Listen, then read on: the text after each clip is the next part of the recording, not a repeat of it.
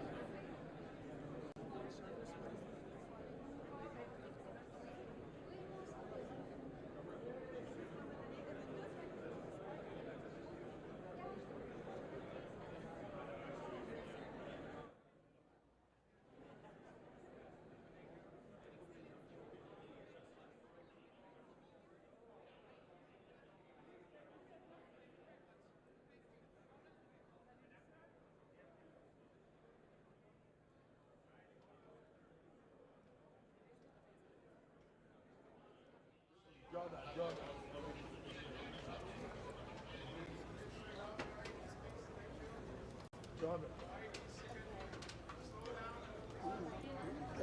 careful. You can't do all. Okay, you are doing it.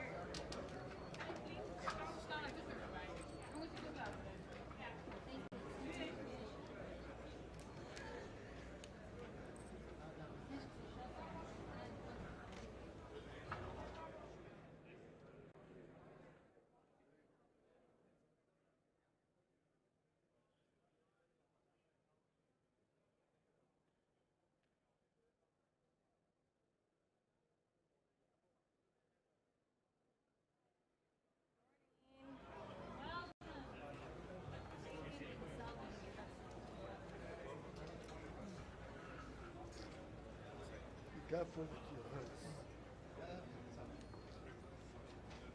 If you don't speak, do it. Yeah, you're right.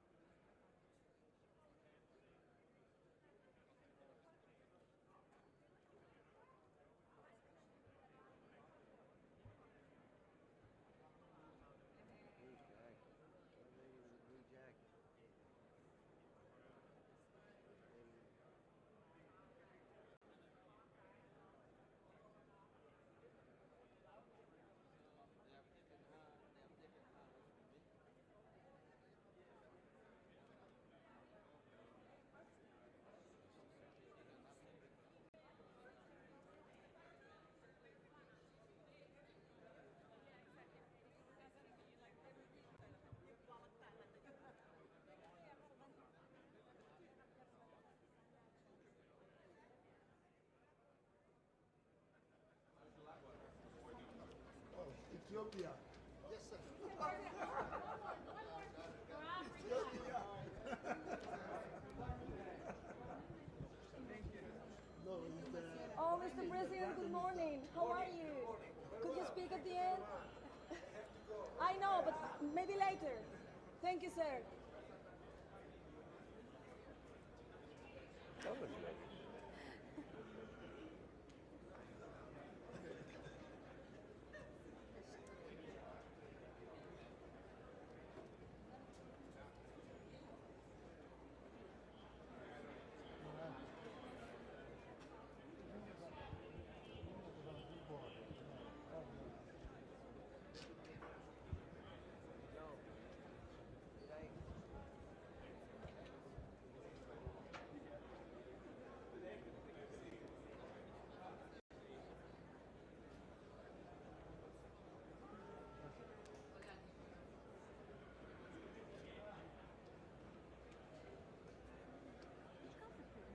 Holland.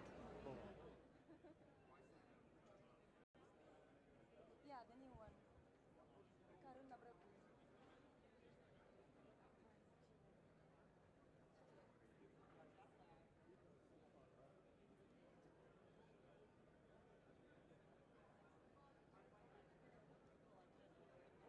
Buenos días, presidente.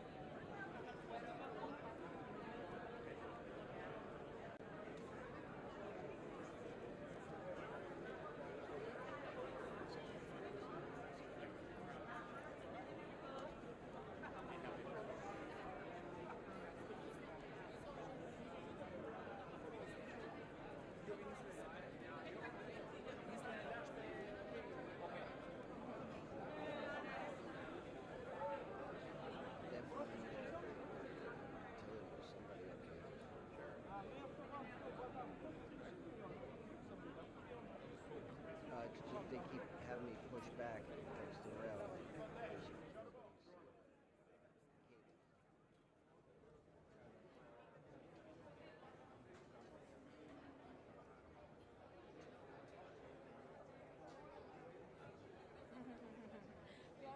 Be careful the camera. Yeah, you're on TV. We don't want it.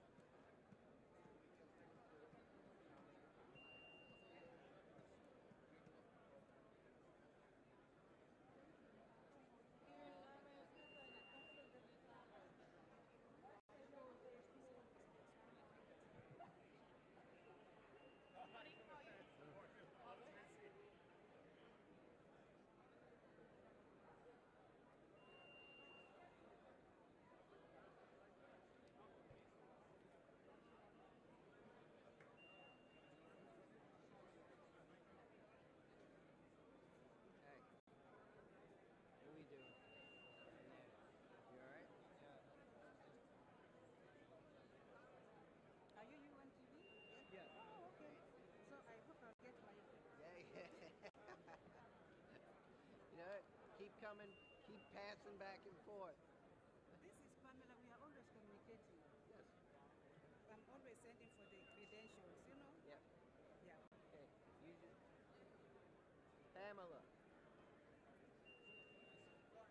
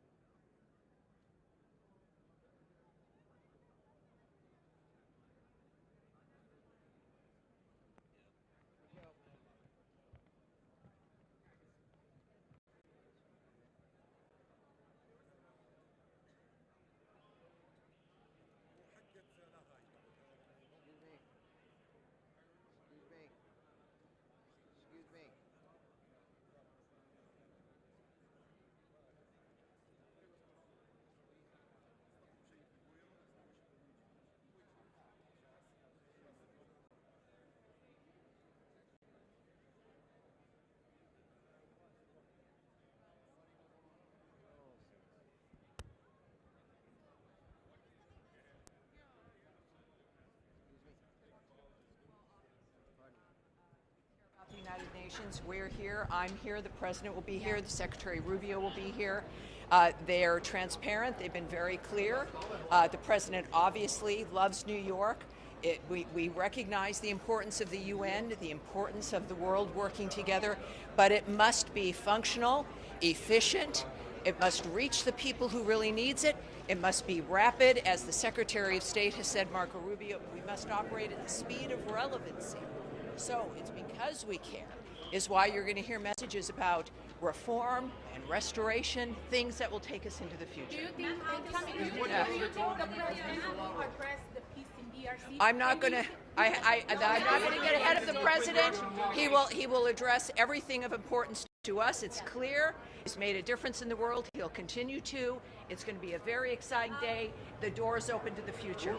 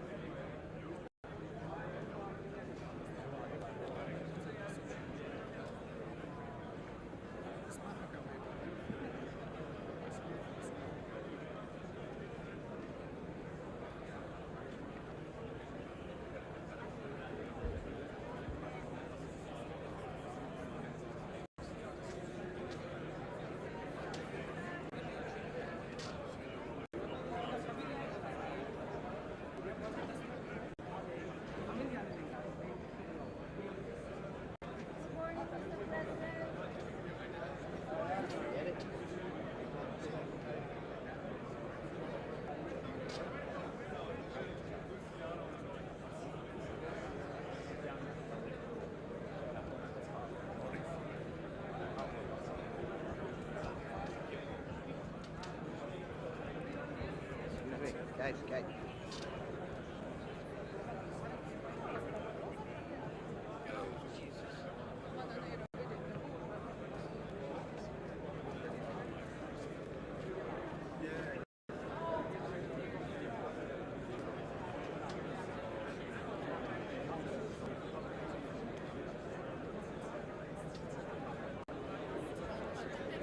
Pode ser interprete e tal,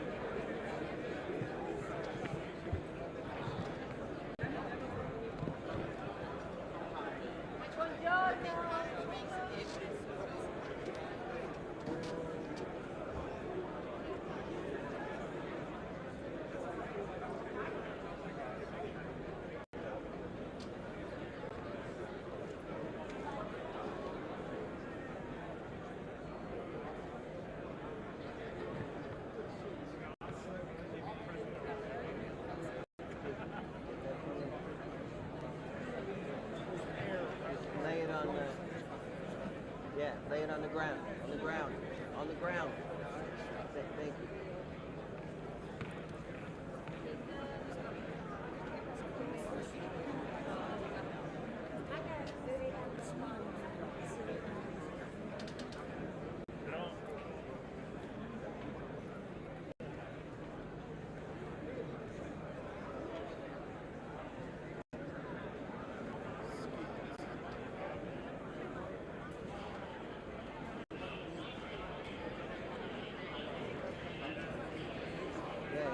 Disappeared before.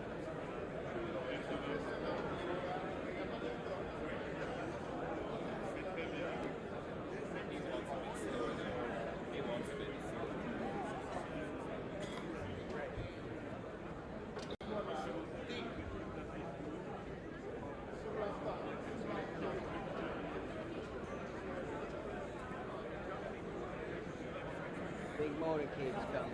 I don't know who it is. Oh, really?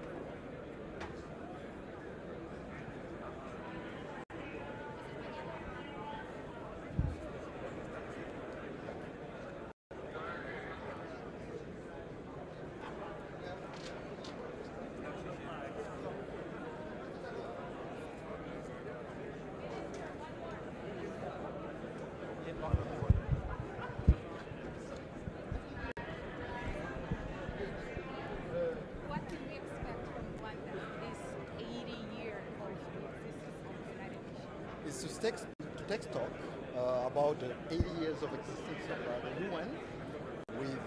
You remember that the UN was created after the Holocaust, a genocide. But there are failures that happened during the last 80 years, including the genocide against the Tutsi in Rwanda. So, and we are a bit concerned actually with the resurgence of genocide ideology in our region, especially in Syria.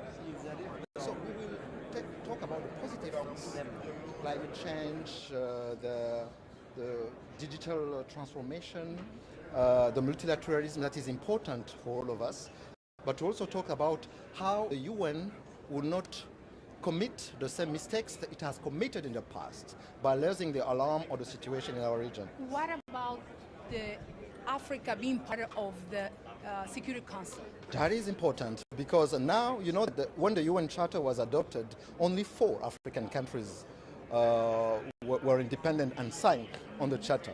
And now, 2/3 of the items on the agenda of Security Council is about African conflict, African issues. Yet, we don't have any single permanent member. So what we believe is that we need to have at least 2 African states as permanent member with all rights and privileges, including the veto right. So we believe in that. What about the ceasefire in DRC? Can you share something? It's coming. When are we seeing the ceasefire? We signed an important agreement, the Washington Peace Agreement, was mediated by the U.S. administration, the Trump administration. Now meetings are taking place in Washington of organs that are provided for by the process, the Washington peace process. But on the ground, we are concerned about the violation of the ceasefire, including the targeting of communities, Banyamulenge communities, which are being targeted as we speak with hate speech, with military attacks. So we hope that the U.S. and the Qatar and other mediators will help in putting back the agreement on the right track. Thank you. Thank you very much. Thank you. Okay.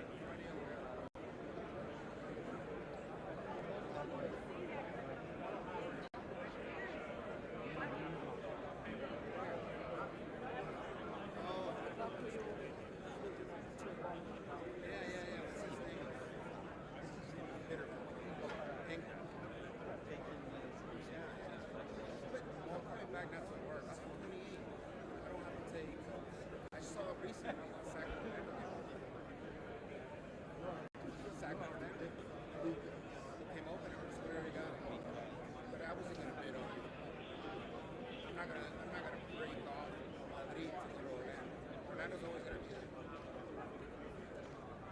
So, no, I'm coming back, not to work in the Secret Service. No, I'm coming back to retire. I'll have 28. They got to move me back. They got to pay my shit. Yeah. I just don't know where. That's what I'm saying. I'd like to know. It's on me.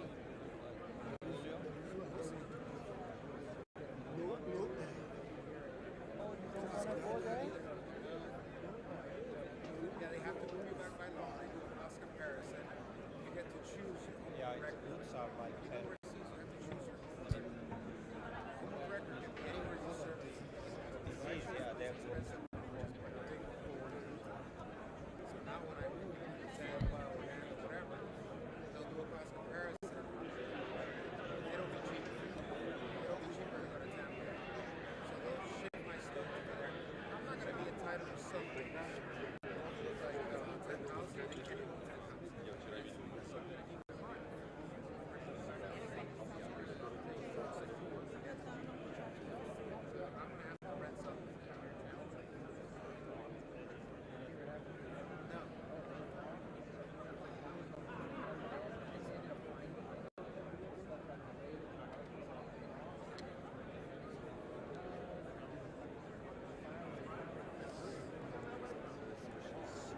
Yeah. Well, these companies pay their insurance. They pay. They don't even ask. You tell them they pay. But you gotta know when you're missing. And when there's 62 boxes, they don't pay. But we're missing box number 41, 42, 43. What was in there? But when I pulled to go to DC, I knew it was gonna take a while. And we took a lump sum, and so we were sleeping on air mattresses. But it was almost a month after I left Bogota that I'm like, I haven't heard anything. And I started looking into it, and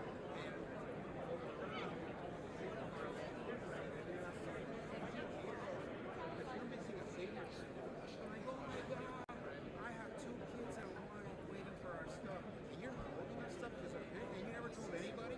Well, you should have come down here. I'm in DC. I'm in DC. Anyway, so there's always delays. We'll see. Have you told me you're going to walk away? Tell Miami. They're catching up with Greg.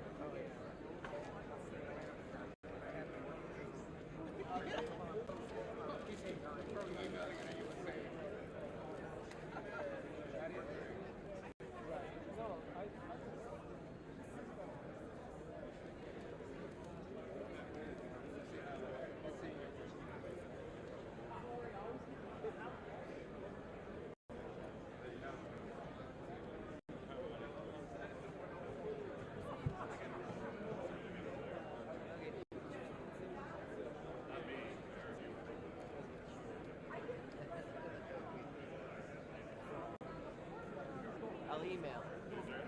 I was just on the phone at the walk here, putting the hot Xbox.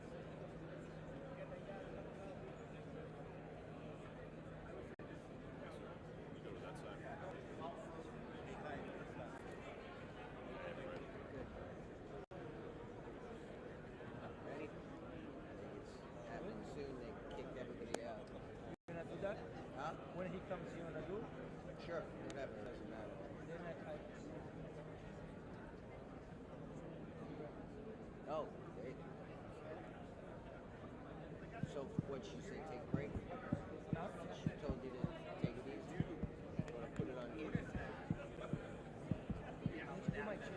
Yeah, yeah. This is your chip, baby.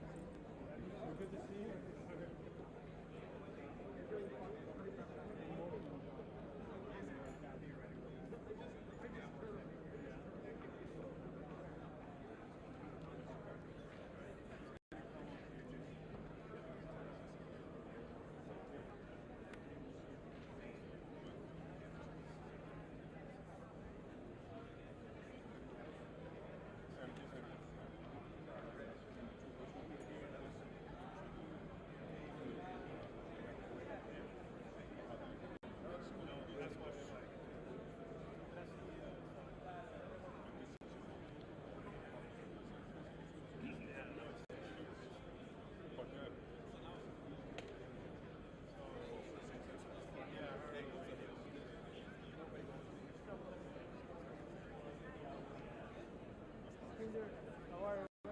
Good? All right. Good. You got a break, don't you? I do. That's good because you got with the Brazilian. No, you. You sent me a video. Oh yeah. Did you see?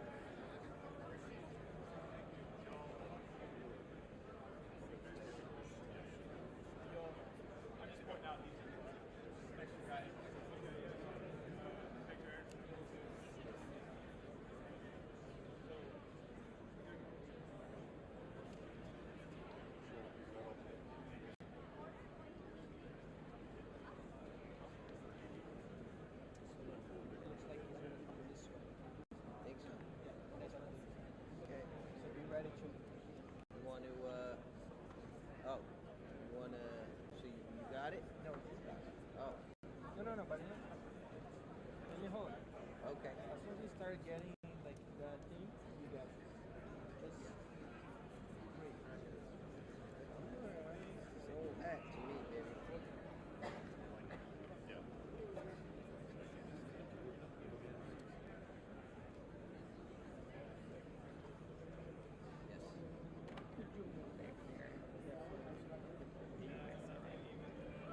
Well, what the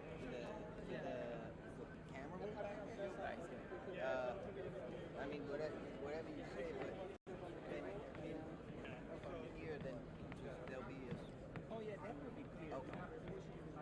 You got it. Whatever you. Good sheriff. Okay. All right. So just, I'm okay here. Just maybe.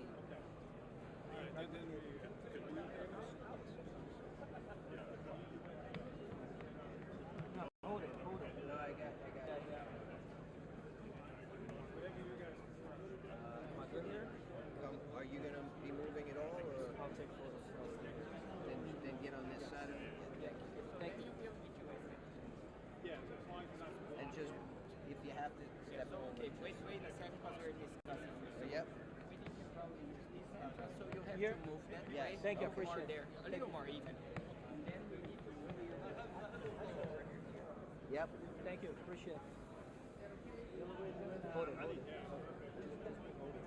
Huh? Just hold it. Yep. Yeah.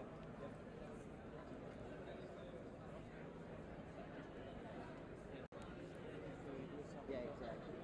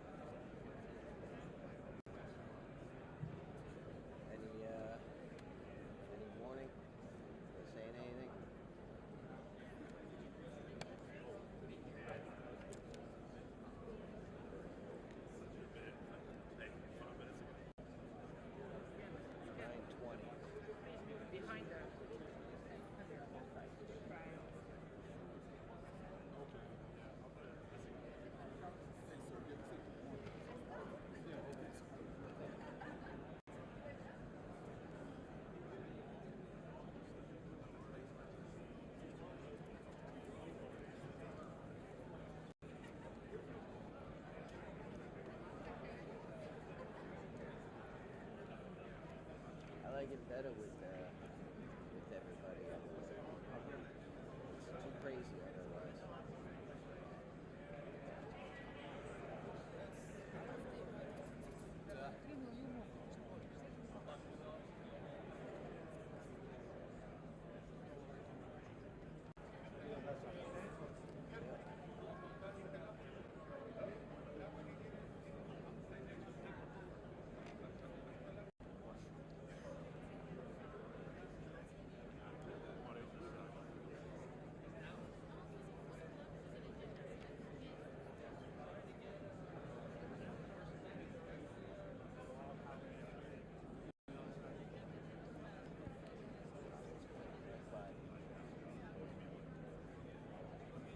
Walks in there, he's really coming right here. You're gonna smell it. Right here.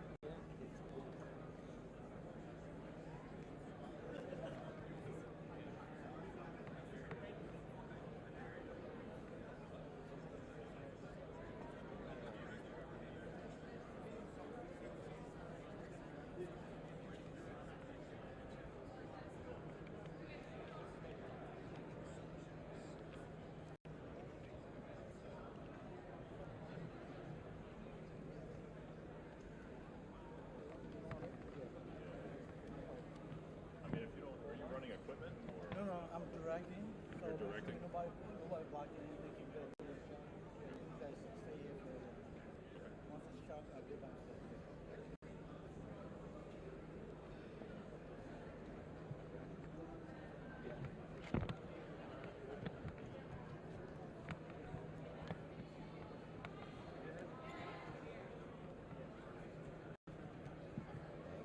Copy that. Yeah, it's great. They cleared this whole area. So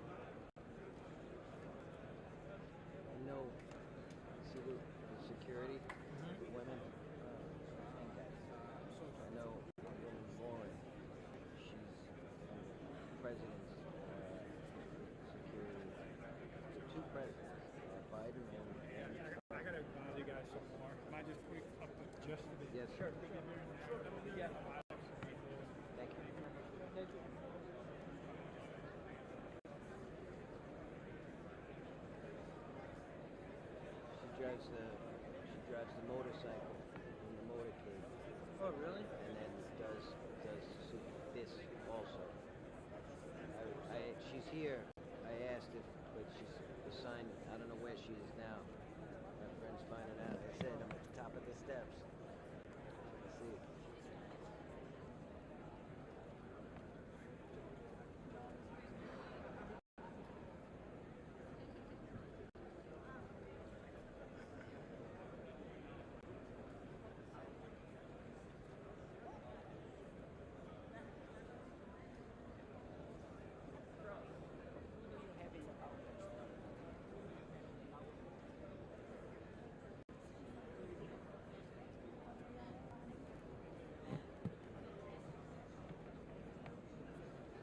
Good. I'm glad you got this. I asked somebody. Thanks for that. Yeah, Appreciate I it. needed it. Yeah. I genuinely needed help. I was getting beat up.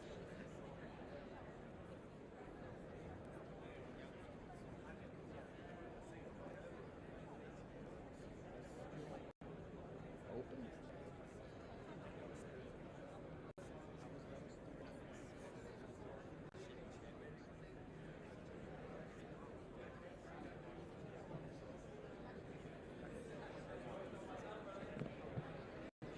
New. But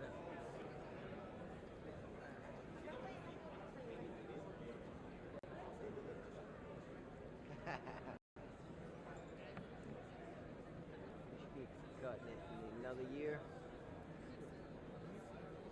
You, baby. Oh, that's bullshit. Bullshit. You used to say that? No, man. You used to say that? That's bullshit. Nope. All I need to hear from you is clear or camera 3, take 2. Then I know I'm clear. You know? That's it. And you tell, oh, so-and-so's coming. Blue jacket. Blue. but Don't. here it's black and white. Yeah, but I'm looking. You open it. What? What happened? Sorry.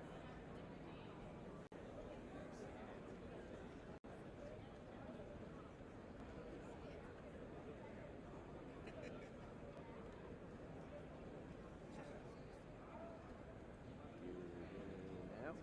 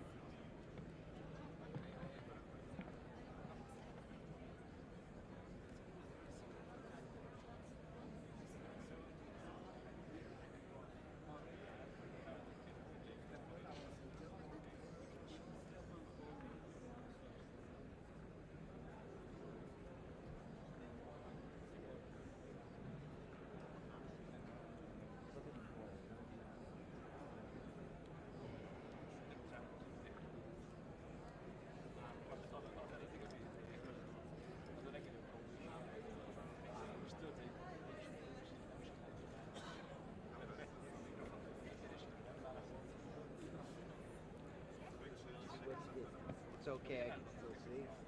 Switched it so that so I look less goofy. Yeah, yeah. As you can see, Yeah, you can yeah. open here too, right? Yeah, I did. Bring 'em on? I brought it Okay. all the way. I should have seen.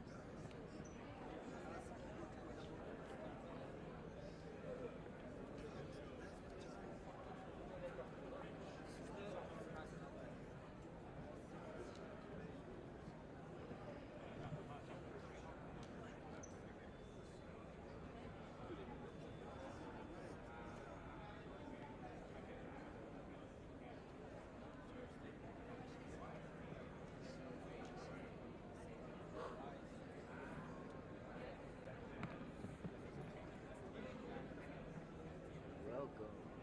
Welcome, welcome. PG. Yeah, just.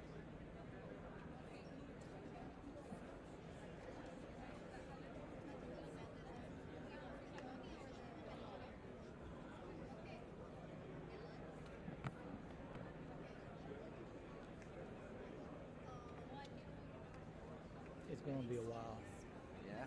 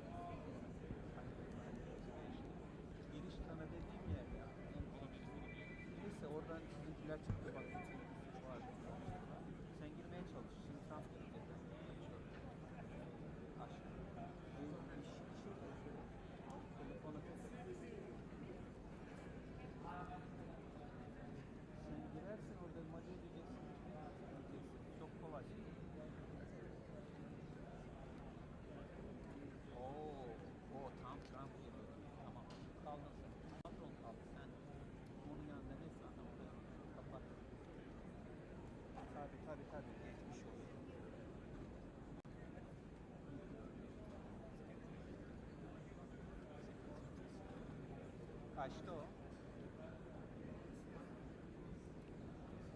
Tamam. Tamam. Yok bakmadım da onu ben yarım saat.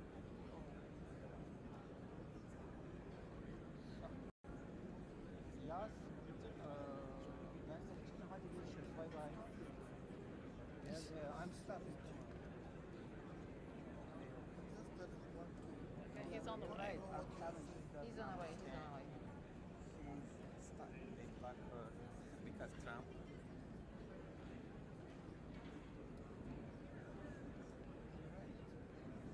Mr. President.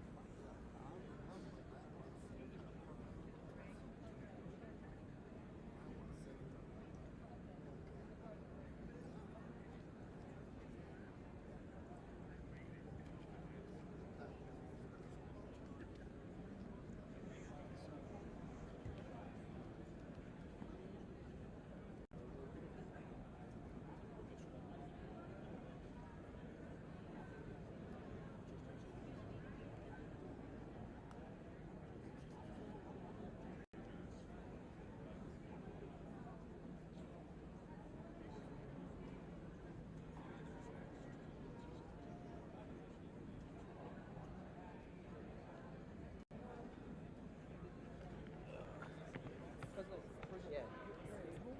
It's okay with me. Good for you? No, I can brush you. You got it.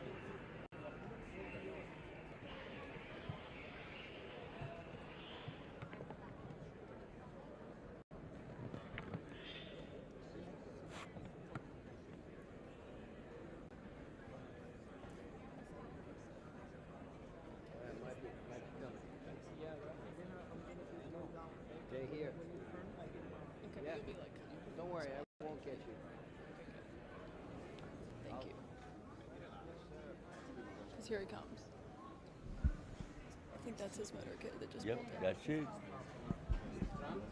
Yeah, because it's long to the conference, so that means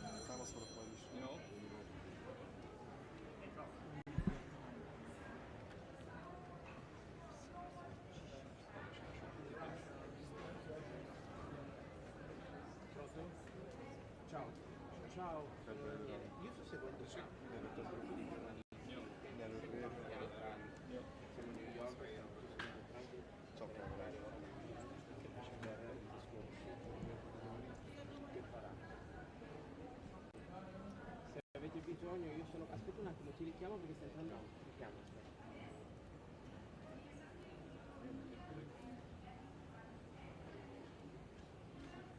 Lower your arm just a tad. Yeah, perfect. Good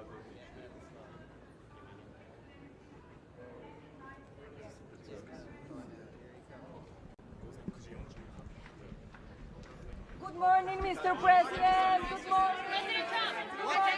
President Trump. What is the message? What is the message you're bringing? What is the message you're bringing? Push Zelensky for peace. President, what's your message? Are you going to push Zelensky for peace? President Trump, what happened with Chuck Schumer? Are you going to push Zelensky for peace, President Trump?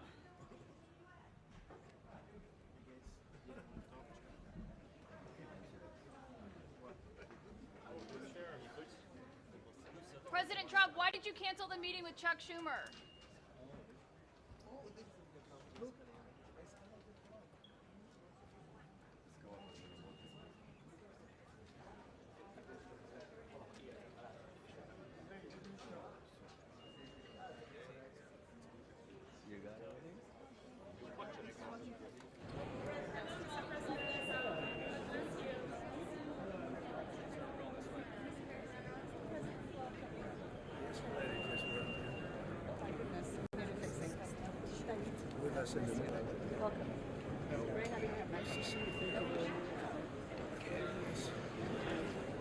Everyone's waiting? Okay, let's go.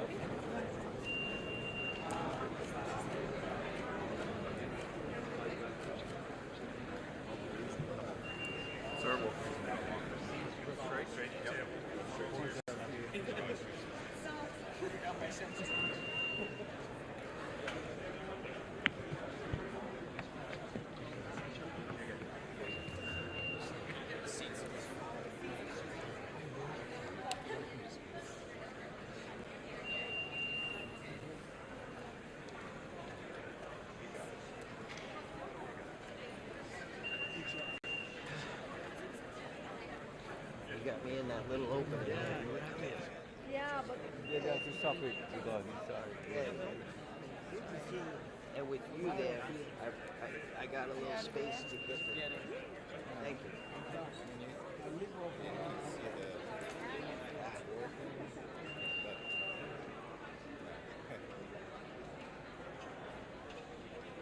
So, did the escalator break when he was on it? Did the escalator break when he was on it?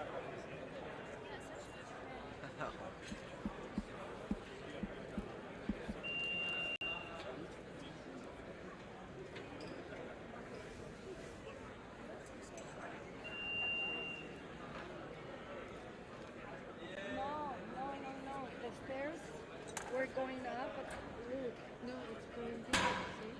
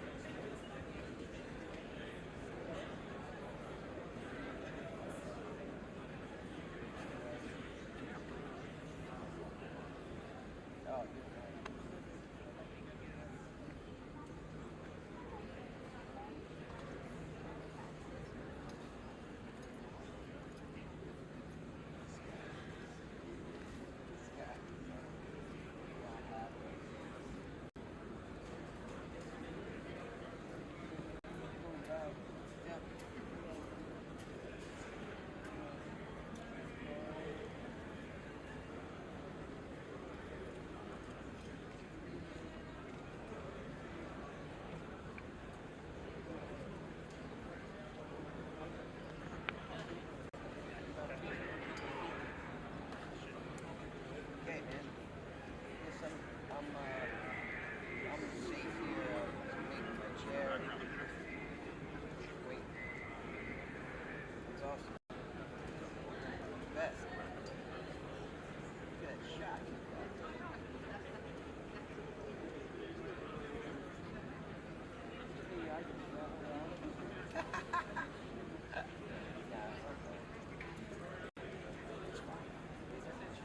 Thank you.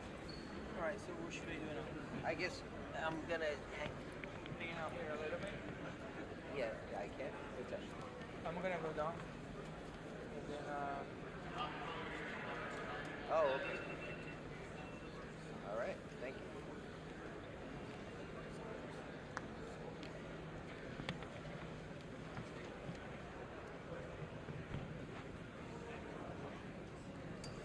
Okay, video.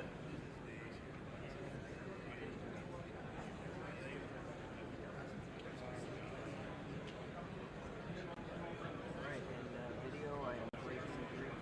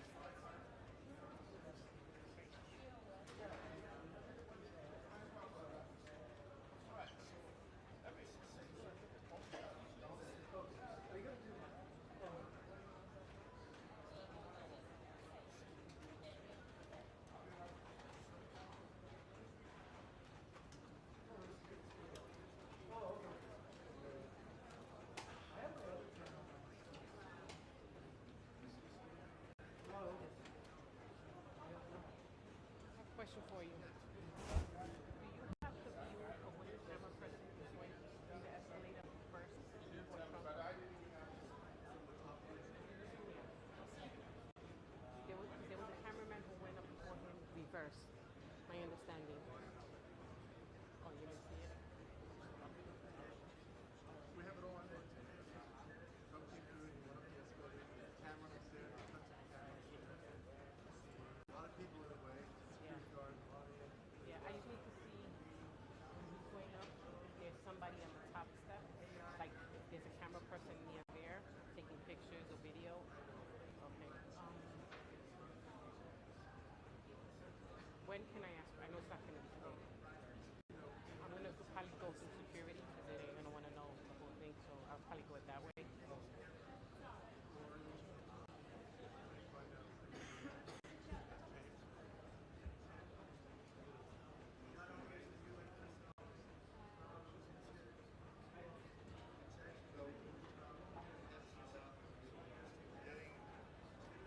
I'm Lucy with PES. Lucy with PES.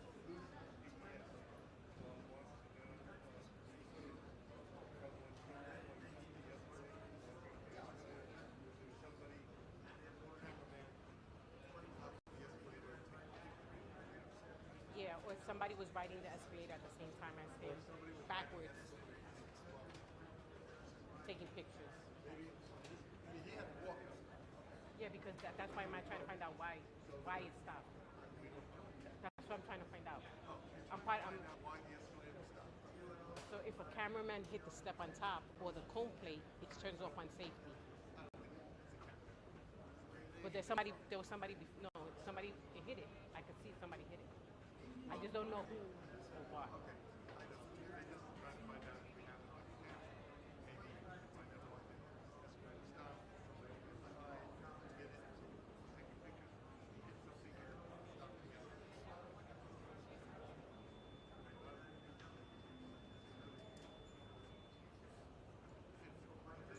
Okay, I'll go downstairs. I'll talk to you.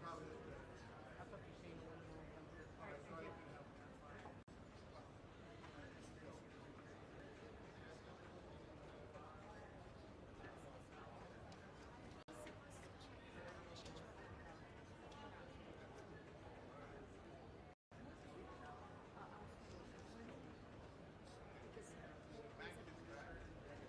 So we because there's a limited space, we organize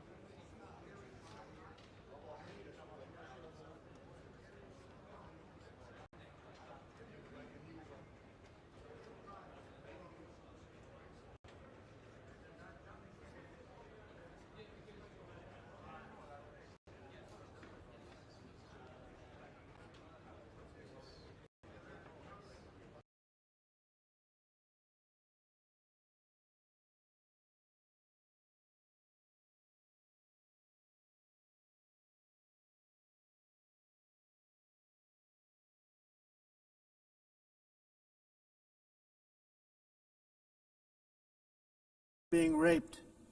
Nobody's ever seen anything like it. Raped, horribly beaten, raped. On the trip up, the journey up, it was a long walk. It was a long, arduous journey, indeed. And it was also a historic victory against human trafficking throughout the region. What we did was a victory, and we saved so many lives of people that wouldn't make the journey. That journey was loaded up with death. Loaded up with death. Dead bodies all along the roads of jungles. To get up, they go through jungles, they go through areas so hot you couldn't breathe. They were dying of suffocation. Areas so hot that you couldn't breathe. Dead bodies all over. By them not coming, we're saving tremendous numbers of lives. My people have done a fantastic job in doing what they did, and the American public agrees with it. I mean, I was very proud to see this morning I have the highest poll numbers I've ever had. Part of it is because of what we've done on the border. I guess the other part is what we've done in the economy. Joe Biden's policies empowered murderers, gangs, human smugglers, child traffickers, drug cartels, and prisoners from all over the world. The previous administration also lost nearly 300,000 children. Think of that. They lost more than 300,000 children, little children, who were trafficked into the United States on the Biden watch, many of whom have been raped, exploited, and abused, and sold. Sold. Nobody talks about that. The fake news doesn't write about it. With many others, young children who are missing or dead. And we found a lot of these children, and we're sending them back, and we've been sending them back to their parents. They said, nobody knows who they are. They said, where do you come from? And they'll give us a country, and we'll find out, and we'll figure it out, and we'll bring them back to their homes. And the mother and father rush to the door, and their tears in their eyes. They can't believe that they're seeing their son or daughter, their little son or daughter again. We've done almost 30,000 of them so far. Any system that results in the mass trafficking of children is inherently evil. Yet that is exactly what the globalist migration agenda has done, and it's what it's all about. In America, those days, as you know, are over. The Trump administration is working, and we are continuing to work to track down the villains that are causing this problem, and also, as I said, to get back the 30,000 we've already returned. Now I think we're going to have another. We're going to find a lot. You're not going to find all of them. 300, more than 300,000. They're lost or they're dead. They're lost or they're dead because of the animals that did this. To protect our citizens, I've also designated multiple savage drug cartels as far as and you see this, and you see it happening right before your eyes. Let's put it this way, people don't like taking big loads of drugs in boats anymore. There aren't too many boats that are traveling on the seas by Venezuela. They tend not to want to travel very quickly anymore. And we've virtually stopped drugs coming into our country by sea. We call them the water drugs. They kill hundreds of thousands of people. I've also designated multiple savage drug cartels as far as foreign terrorist organizations, along with two bloodthirsty transnational gangs, probably the worst gangs anywhere in the world, MS-13 and Tren de Aragua. Tren de Aragua is from Venezuela, by the way. Such organizations torture, maim, mutilate, and murder with impunity. They're the enemies of all humanity. For this reason, we've recently begun using the supreme power of the United States military to destroy Venezuelan terrorists and trafficking networks led by Nicolas Maduro. To every terrorist thug smuggling poisonous drugs into the United States of America, please be warned that we will blow you out of existence. That's what we're doing. We have no choice. Can't let it happen. They're destroying. I believe we lost 300,000 people last year to drugs, 300,000. Fentanyl and other drugs. Each boat that we sink carries drugs that would kill more than 25,000 Americans. We will not let that happen. Energy is another area where the United States is now thriving like never before. We're getting rid of the falsely named renewables. By the way, they're a joke. They don't work. They're too expensive. They're not strong enough to fire up the plants that you need to make your country great. The wind doesn't blow. Those big windmills are so pathetic and so bad, so expensive to operate. And they have to be rebuilt all the time, and they start to rust and rot. Most expensive energy ever conceived, and it's actually energy. You're supposed to make money with energy, not lose money. You lose money, the governments have to subsidize. You can't put them out without massive subsidies. And most of them are built in China, and I give China a lot of credit. They build them, but they have very few wind farms. So why is it that they build them and they send them all over the world, but they barely use them? You know what they use? Coal. They use gas.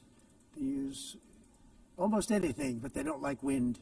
But they sure as hell like selling the windmills.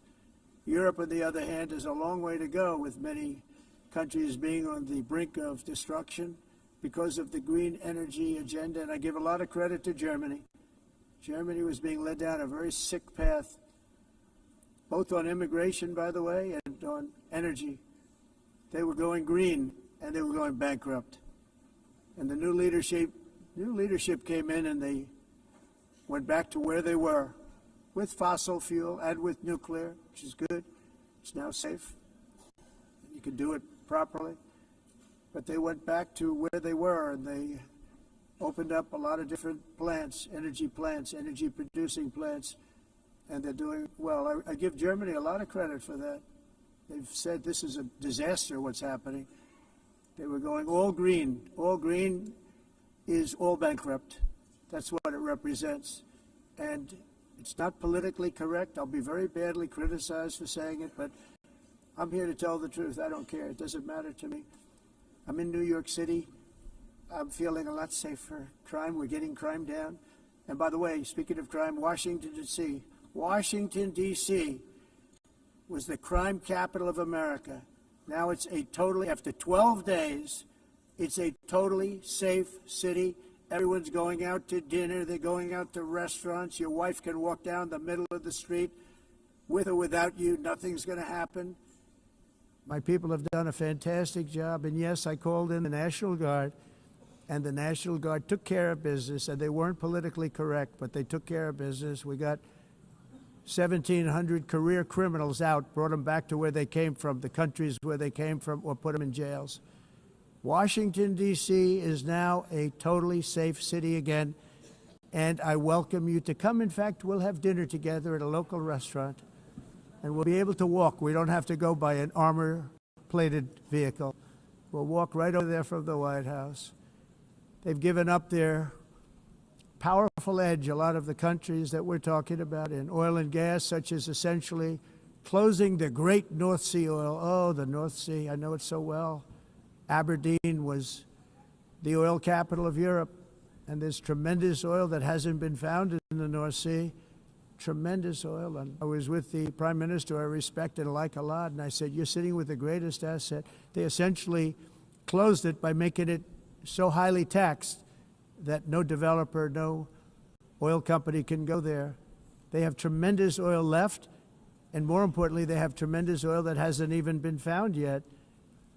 And what a tremendous asset for the United Kingdom. And I hope the Prime Minister is listening, because I told it to him 3 days in a row. That's all he heard. North Sea oil, North Sea, because I want to see them do well. I want to stop seeing them ruining that beautiful Scottish and English countryside with windmills and massive solar panels that go 7 miles by 7 miles, taking away farmland.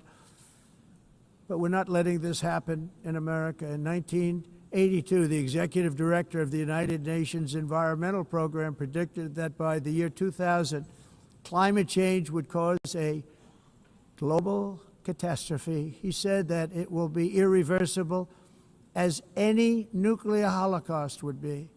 This is what they said at the United Nations. What happened? Here we are. Another UN official stated in 1989 that within a decade, entire nations could be wiped off the map by global warming.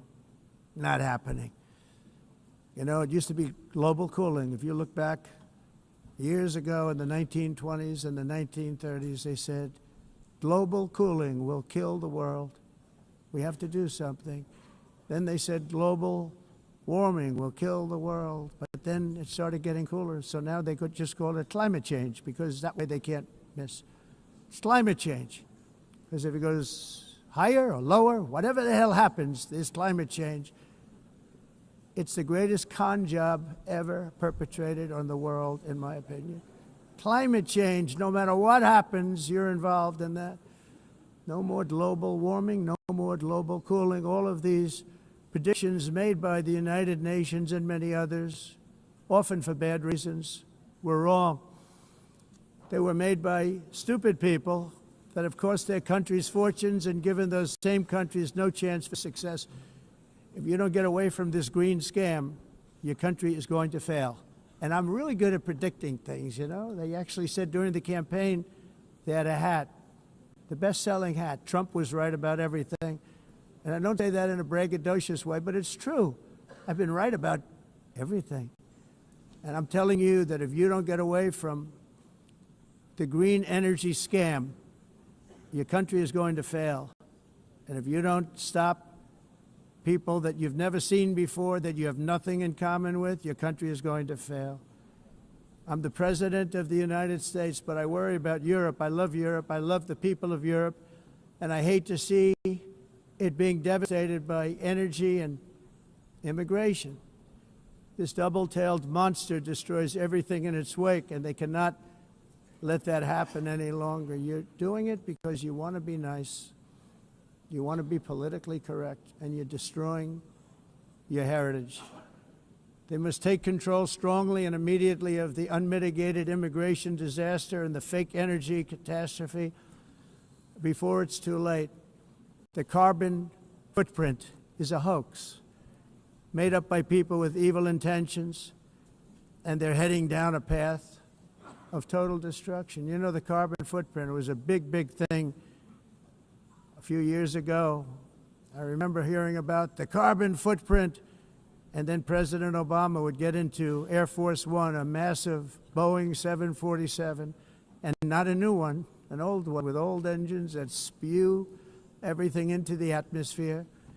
He'd talk about the carbon footprint, we must do so. Then he'd get in and he'd fly from Washington to Hawaii to play a round of golf. And then he'd get back onto that big, beautiful plane and he'd fly back and he'd talk about, again, global warming and the carbon footprint. It's a con job. At extreme cost and expense, Europe reduced its own carbon footprint by 37%. Think of that. Congratulations, Europe. Great job. You cost yourself a lot of jobs, a lot of factories closed, but you reduced the carbon footprint by 37%. However, for all of that sacrifice and much more, it's been totally wiped out and then some by a global increase of 54%.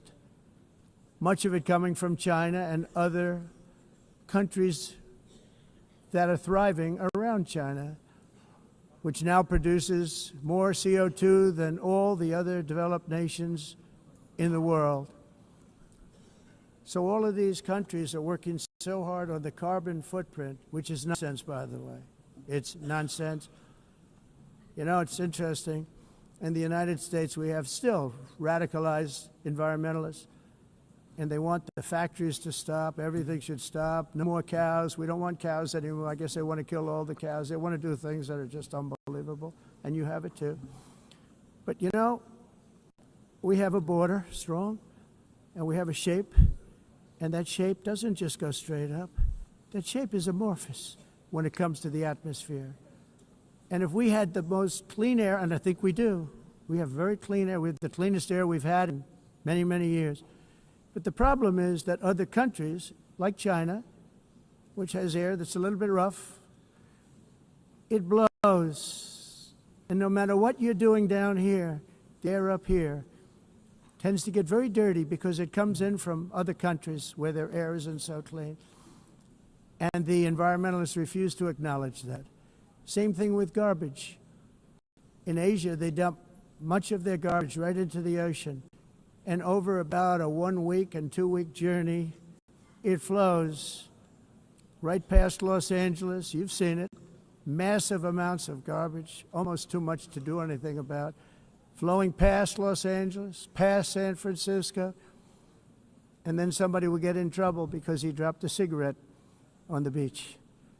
The whole thing is crazy. The primary effect of these brutal green energy policies has not been to help the environment, but to redistribute manufacturing and industrial activity from developed countries that follow the insane rules that are put down to polluting countries that break the rules and are making a fortune. They're making a fortune. European electricity bills are now 4 to 5 times more expensive than those in China, and 2 to 3 times higher than the United States. And our bills are coming way down. You probably see that our gasoline prices are way down. You know, we have expression, drill, Nós reduzimos os custos de energia porque nós faremos vamos fazer tudo isso, reduzir os custos de energia e os custos diminuíram nos Estados Unidos. Por exemplo, se você olhar nos países em faturas de mas nós, nos Estados Unidos, conseguimos usar eles e evitar aumento da temperatura, porque é muito caro também usar nada e ninguém usa isso. The entire globalist concept of asking successful industrialized nations to inflict pain on themselves and radically disrupt their entire societies must be rejected completely and totally, and it must be immediate. That's why in America I withdrew from the fake Paris Climate Accord, where, by the way, America was paying so much more than every country. Others weren't paying. China didn't have to pay until 2030. Russia was given an old standard that was easy to meet, a 1990 standard. But for the United States, we're supposed to pay like $1 trillion. And I said, this is another scam. The fact is, the United States has been taken advantage of by the world for many, many years, but not any longer, as you probably noticed. I unleashed massive energy production and signed historic executive orders to hunt for oil, but we don't have to do much hunting because we have the most oil of any nation anywhere, oil and gas in the world. And if you add coal, we have the most of any nation in the world. Clean, I call it clean, beautiful coal. You can do things today with coal that you couldn't have done 10 years ago, 15 years. So I have a little standing order in the White House. Never use the word coal, only use the words clean, beautiful coal. Sounds much better, doesn't it? But we stand ready to provide any country with abundant, affordable energy supplies if you need them, when most of you do. We're proudly exporting energy all over the world. We're now the largest exporter. In the United States, we want trade and robust commerce with all nations, everybody. We want to help nations. We're going to help nations. But it must also be fair and reciprocal. The challenge with trade is much the same with climate. The countries that followed the rules, and all their factories have been plundered. It's really sad to watch. They've been broken. They've been broken by countries that broke the rules. That's why the United States is now applying tariffs to other countries, and much as these tariffs were for many years applied to us, uncontrollably applied to us. We've used tariffs as a defense mechanism under the Trump administration, including my first term, where hundreds of billions of dollars in tariffs were taken in. And by the way, we had the lowest inflation, and now we have very low inflation. The only thing different is that we have hundreds of billions of dollars flowing into our country. But this is how we will ensure that the system works for everyone and is sustainable into the future. We're also using tariffs to defend our sovereignty and security throughout the world, including against nations that have taken advantage of former U.S. administrations for decades, including the most corrupt incompetent administration in history, the sleepy Joe Biden administration. Brazil now faces major tariffs in response to its unprecedented efforts to interfere in the rights and freedoms of our American citizens and others, with censorship, repression, weaponization, judicial corruption, and targeting of political critics in the United States. I have a little problem saying this because I must tell you, I was walking in and the leader of Brazil was walking out. We saw him and I saw him, he saw me, and we embraced. And then I'm saying, can you believe I'm going to be saying this in just 2 minutes? But we actually agreed that we would meet next week. We didn't have much time to talk, like about 20 seconds. They were in retrospect, I'm glad I waited because this thing didn't work out too well. But we did talk, we had a good talk, and we agreed to meet next week, if that's of interest. But he seemed like a very nice man, actually. He liked me, I liked him. But if you, and I only do business with people I like. When I don't like them, I don't like them. But we had, at least for about 39 seconds, we had excellent chemistry. It's a good sign. But also in the past, Brazil, can you believe this, unfairly tariffed our nation, but now because of our tariffs, we are hitting them back, and we're hitting them back very hard. As president, I will always defend our national sovereignty and the rights of American citizens. So I'm very sorry to say this, that Brazil is doing poorly and will continue to do poorly. They can only do well when they're working with us. Without us, they will fail, just as others have failed. It's true. Next year, the United States will celebrate the 250th anniversary of our glorious independence, a testament to enduring power and American freedom and spirit. We will also be proudly hosting the 2026 FIFA World Cup, and shortly thereafter, the 2028 Olympics, which is going to be very exciting. I hope you all come. I hope that countless people from all over the globe will take part of these will be great celebrations of liberty and human achievement, and that together we all can rejoice in the miracles of history that began in July 4th, 1776, when we founded the light to all nations. And it's really that an amazing thing came out of that date. It's called the United States of America. In honor of this momentous anniversary, I hope that all countries who find inspiration in our example will join us in renewing our commitment, values, and those values really that we hold so dear. Together, let us defend free speech and free expression. Let us protect religious liberty, including for the most persecuted religion on the planet today. It's called Christianity. And let us safeguard our sovereignty and cherish qualities that have made each of our nations so special, incredible, and extraordinary. In closing, I just want to repeat that immigration and the high cost of so-called green renewable energy is destroying a large part of the free world and a large part of our planet. Countries that cherish freedom are fading fast because of their policies on these two subjects. You need strong borders and traditional energy sources if you are going to be great again.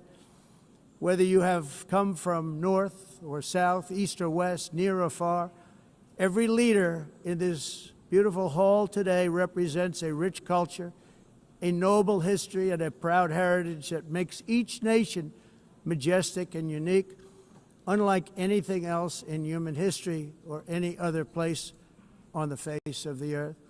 From London to Lima, from Rome to Athens, from Paris to Seoul, from Cairo to Tokyo and Amsterdam to right here in New York City, we stand on the shoulders of the leaders and legends, generals and giants, heroes and titans who won and built our beloved nations, all of our nations, with their own courage, strength, spirit, and skill. Our ancestors climbed mountains, conquered oceans, crossed deserts, and trekked over wide open plains. They charged into thunderous battles, plunged into grave dangers, and they were soldiers and farmers and workers and warriors and explorers and patriots. They built towns into cities, tribes into kingdoms, ideas into industries, and small islands into mighty empires. You're a part of all of that. They were champions for their people who never gave up and who never, ever gave in. Their values defined our national identities. Their visions forged our magnificent destiny. Everybody in this room is a part of it in your own way. Each of us inherits the deeds and the myths, the triumphs, the legacies of our own heroes and founders who so bravely showed us the way. Our ancestors gave everything for homelands that they defended with pride, with sweat, with blood, with life, and with death. Now the righteous task of protecting the nations that they built belongs to each and every one of us.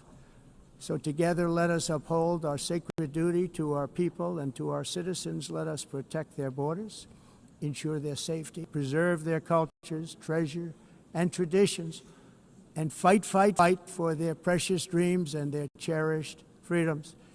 And in friendship and really a beautiful vision, let us all work together to build a bright, beautiful planet, a planet that we all share, a planet of peace and a world that is richer, better, and more beautiful than ever before. That can happen.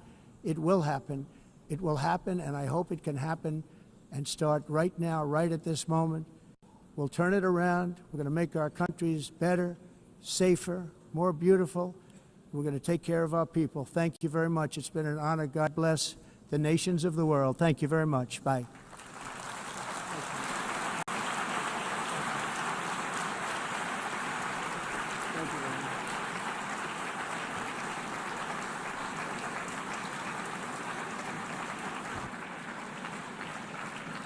On behalf of the Assembly, I wish to thank the President of the United States,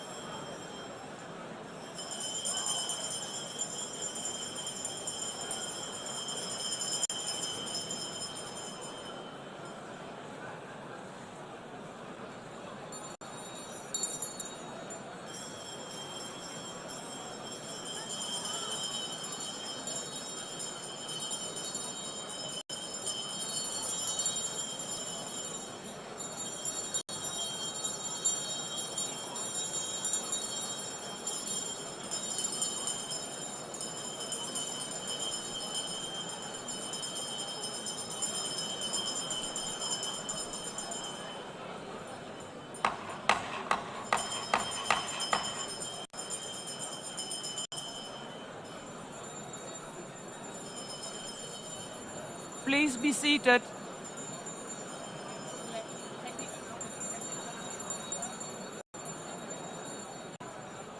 Please be seated.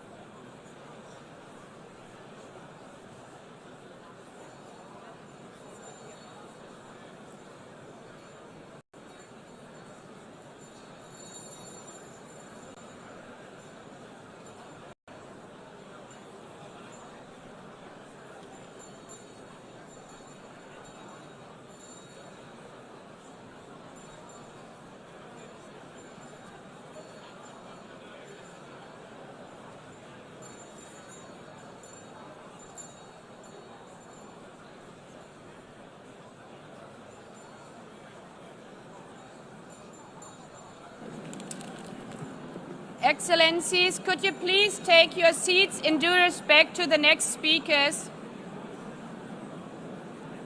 The second row, could you please take your seat right now?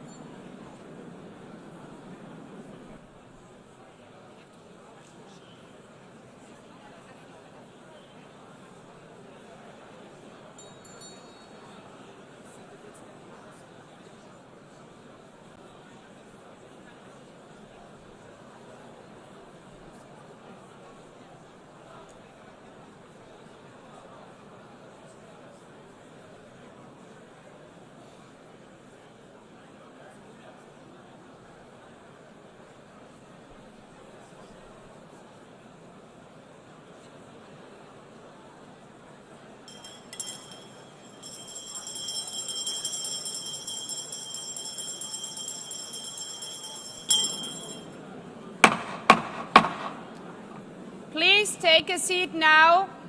With due respect to the next speakers, I would kindly ask you, gentlemen in the left row, please take your seats. We will continue.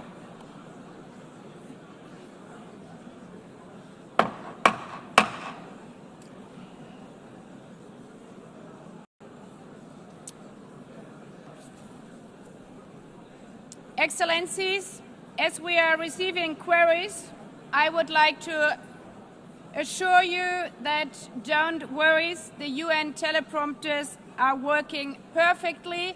And by this technical note, I would like to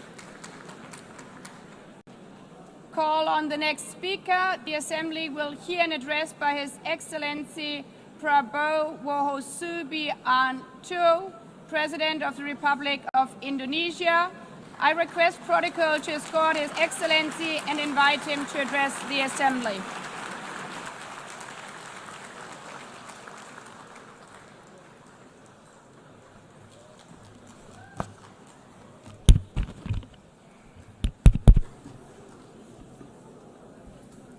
His Excellency Mr. Antonio Guterres, Secretary General of the United Nations, Her Excellency Madame Annalena Baerbock, President of the United Nations General Assembly,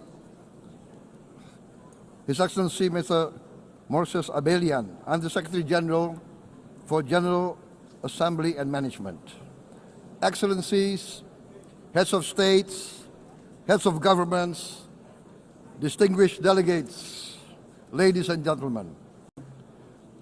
It's indeed a great honor for me to stand in this august General Assembly Hall among leaders and representatives who represent almost all of humanity.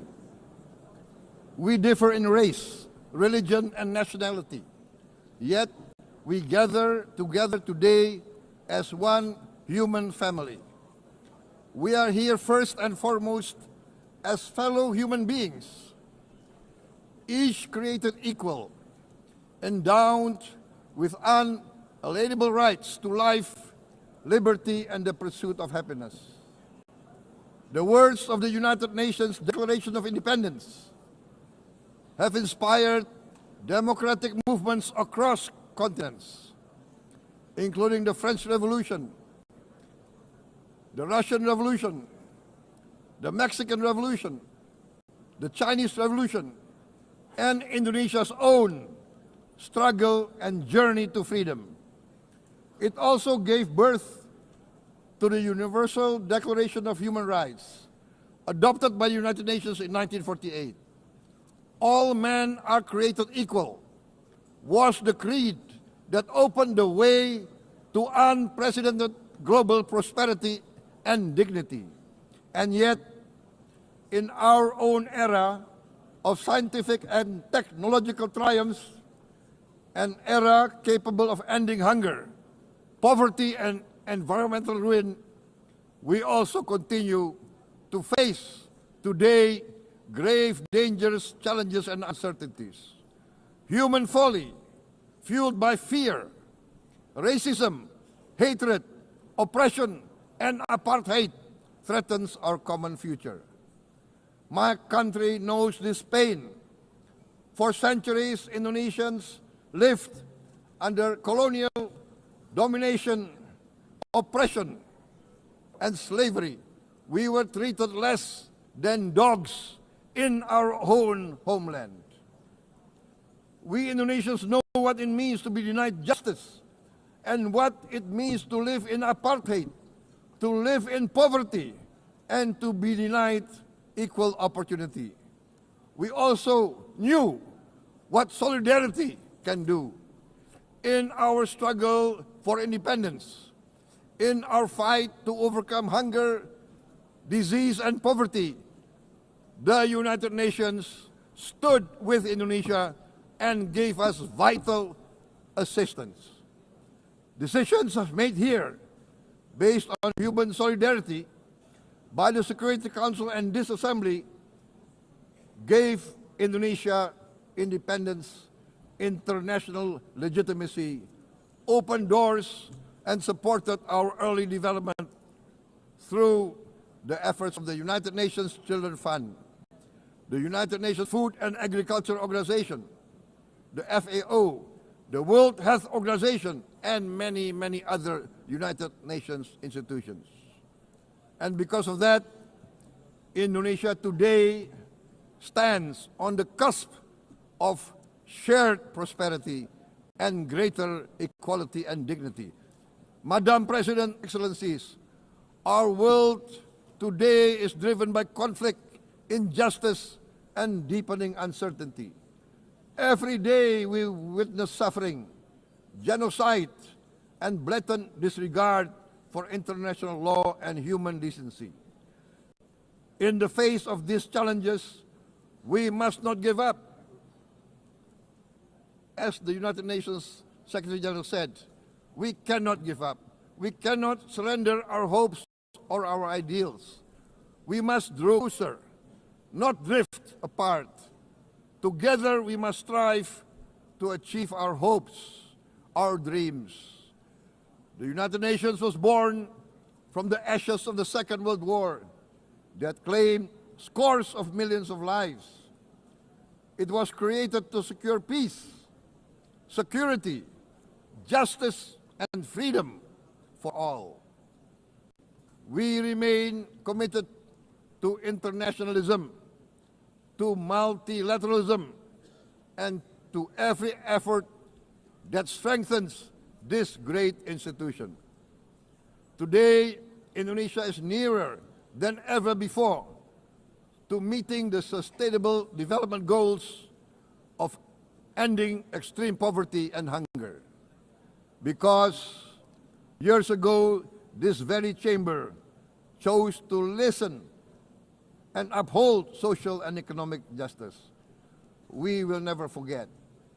And today, we must never be silent while Palestinians are denied that same justice and legitimacy in this very hall. Excellencies, Thucydides warned, the strong do what they can, the weak suffer what they must. We must reject this doctrine. The United Nations exist to reject this doctrine. We must stand for all, the strong and the weak.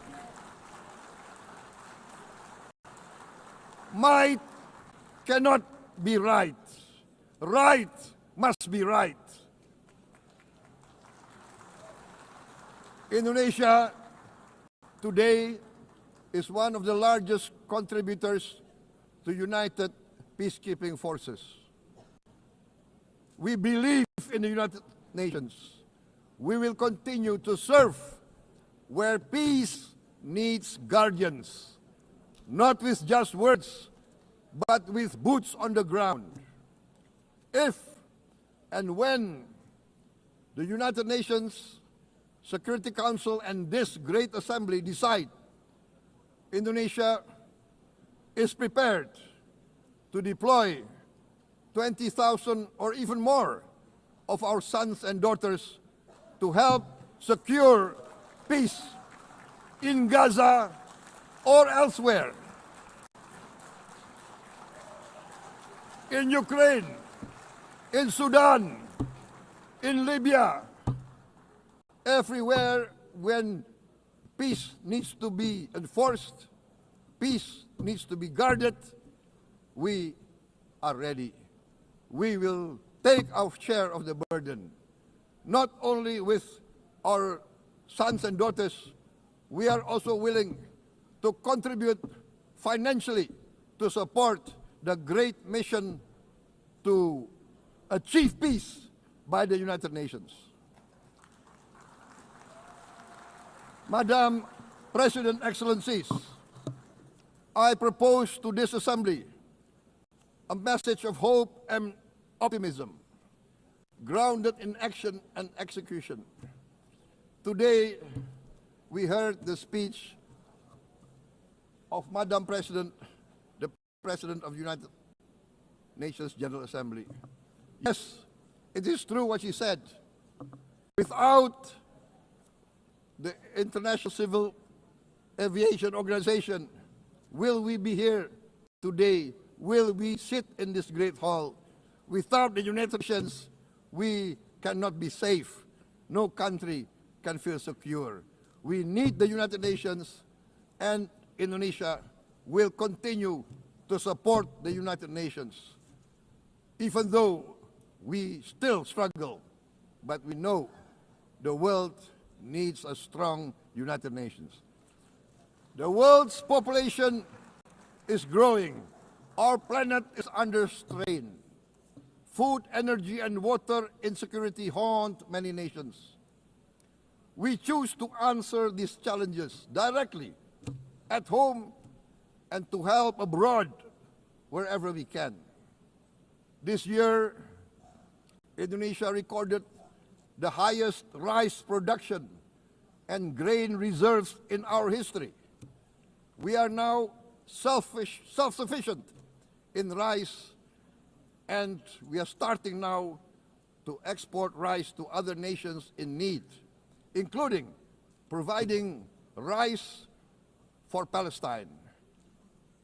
We are building resilient food supply chains, strengthening farmer productivity, investing in climate-smart agriculture to ensure food security for our children and for the children of the world.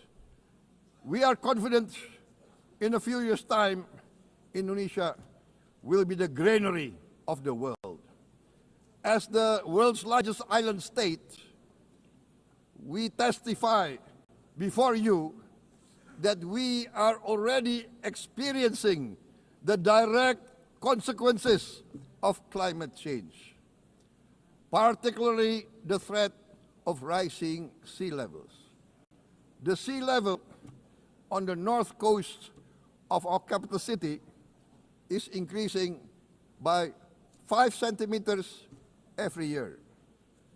Can you imagine in 10 years? Can you imagine in 20 years? For this, we are forced to build a giant seawall, 480 kilometers in length. It will take us maybe 20 years, but we have no choice. We have to start now. Therefore, we choose to confront climate change not by slogans, but by immediate steps. We are committed to meeting our 2015 Paris Agreement obligations.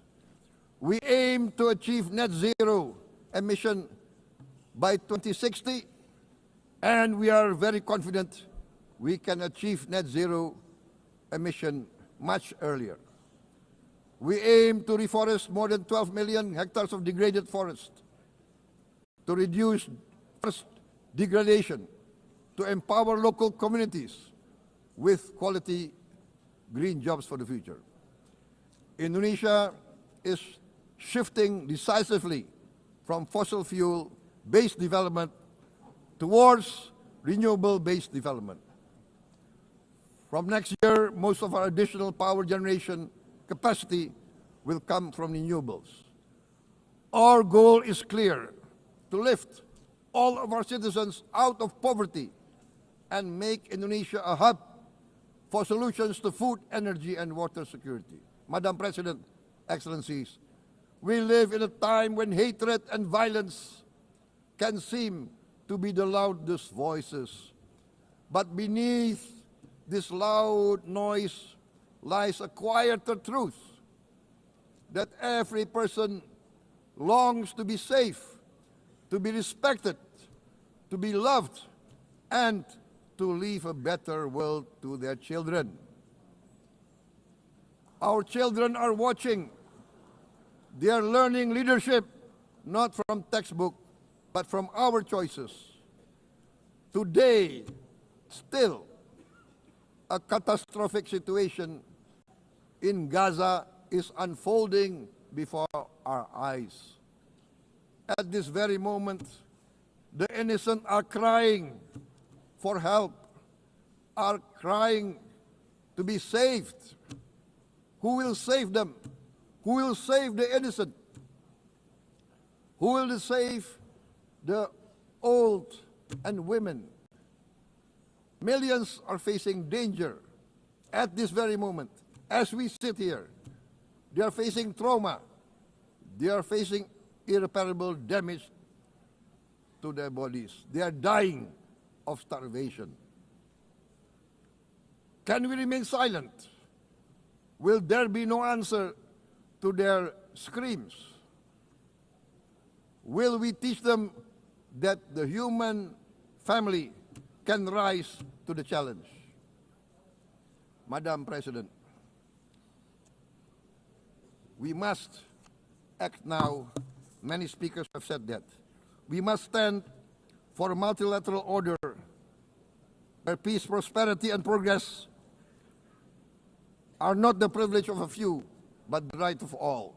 With a strong United Nations, we can build a world where the weak do not suffer what they must, but live the justice that they deserve. Let us continue humanity's great journey of ideals, the selfless aspirations that created the United Nations. Let us use science to uplift, not use science to destroy. Let rising nations help others to lift themselves. I am convinced that the leaders of the great world civilizations of the West, of the East, of the North, of the South, leaders of America, Europe, of India, China, the Islamic world, the whole world, I am convinced they will rise to their role demanded by history. We are all hopeful that the leaders of the world will show great statesmanship, great wisdom, restraint, humility, overcome hate, overcome suspicion. Madam President, distinguished delegates, we are greatly heartened by the events of the last few days, where significant leading countries of the world have to side with history, to choose the right side, the path of the moral high ground, the path of rectitude, the path of justice, the path of humanity, to shun hatred, to overcome suspicion, and to avoid the use of violence. The use of violence will beget violence. No one country can bully the whole community of the human family.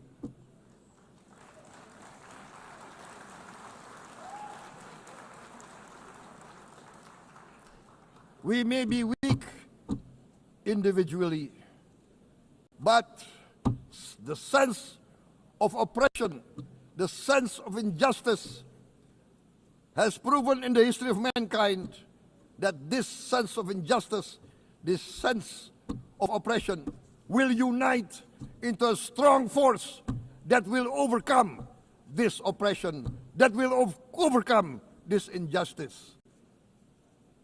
To close, I would like to reiterate again Indonesia's complete support for the two-state solution in Palestine. We must have an independent Palestine, but we must also recognize, we must also respect, and we must also guarantee the safety and security of Israel. Only then we can have real peace, and no longer hate and no longer suspicion. The only solution is this two-state solution. Two descendants of Abraham must live in reconciliation, peace, and harmony. Arabs, Jews, Muslims, Christians, Hindus, Buddhists, all religions, we must live as one human family. Indonesia is committed to being part of making this vision a reality. Is this a dream? Maybe, but this is the beautiful dream that we must work together towards. Let us work towards this noble goal. Let us continue humanity's journey of hope, a journey started by our forefathers, a journey that we must complete. Thank you. Wassalamualaikum warahmatullahi wabarakatuh.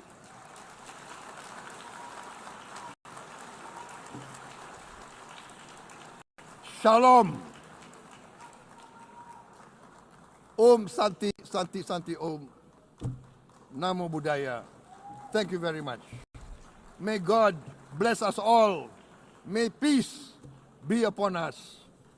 Thank you very much. Thank you. On behalf of the Assembly, I wish to thank the President of the Republic of Indonesia.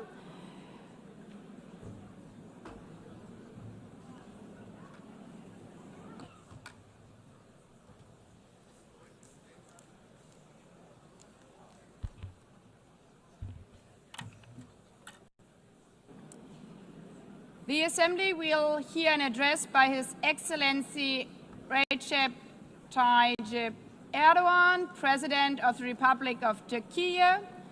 I request protocol to escort His Excellency and invite him to address the Assembly.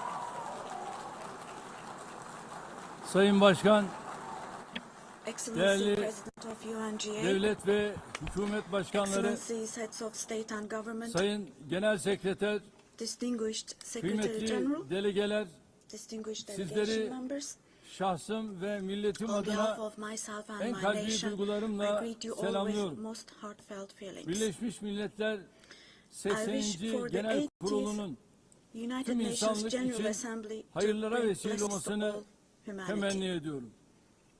İnsanlığın ortak vicdanını temsil I'm eden deeply honored bu to kürsüden address you once again from this sizlere bir podium, kez daha hitap which etmekten represents the collective büyük conscience bir of bahtiyarlık duyuyorum. humanity.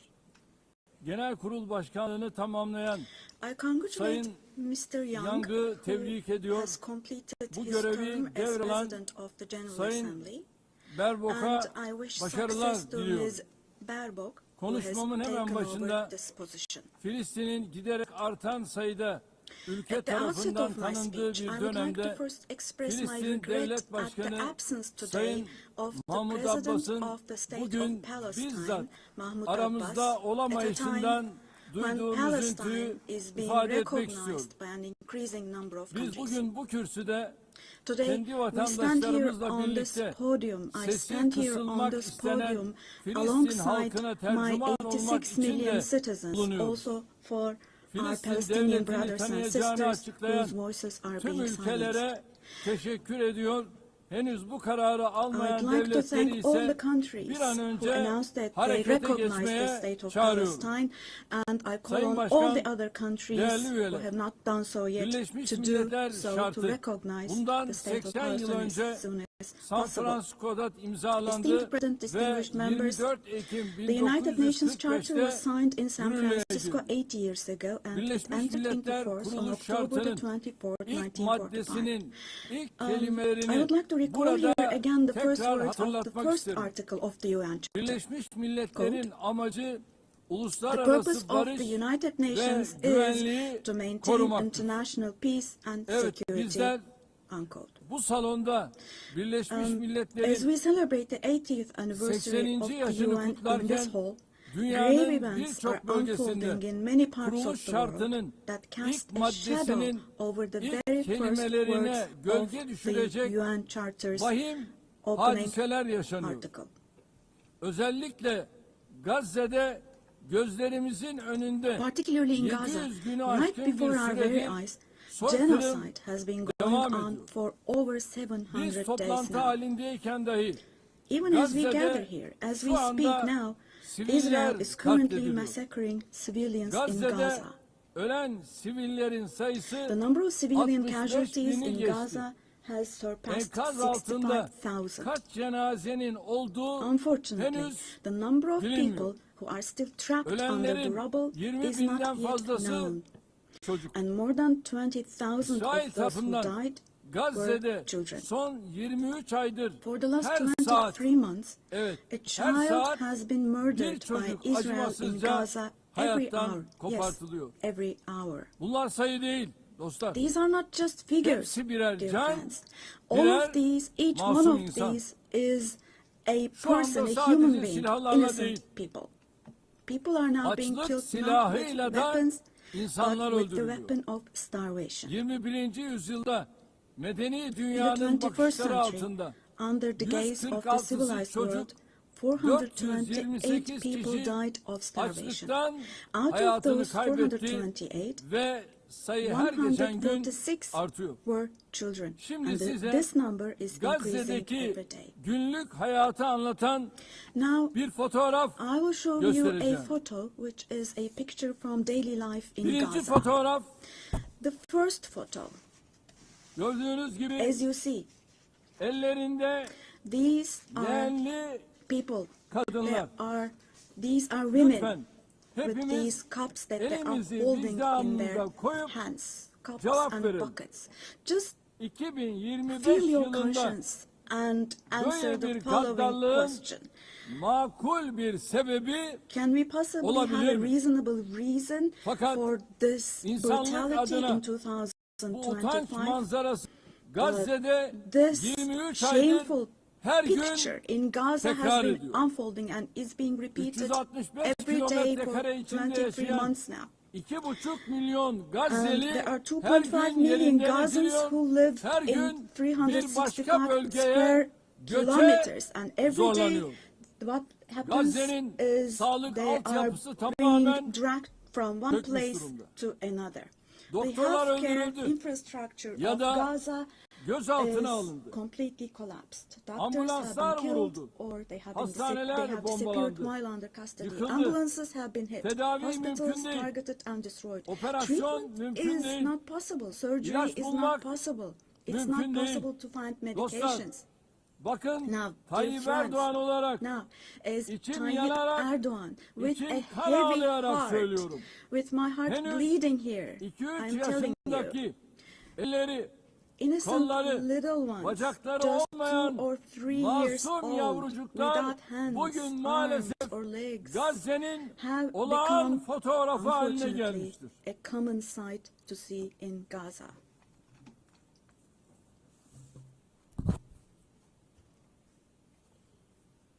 Buna hangi vicdan dayanır? What kind of a human conscience can Hangi vicdan possibly buna bear this? sessiz kalabilir? Possibly. Çocukların How can açlıktan, one stay silent vis-a-vis this? ilaçsızlıktan öldüğü bir dünyada In a world where huzur olur children mu? are dying of starvation and lack of Hepimiz medication, can we possibly anne have babayız. calm and peace?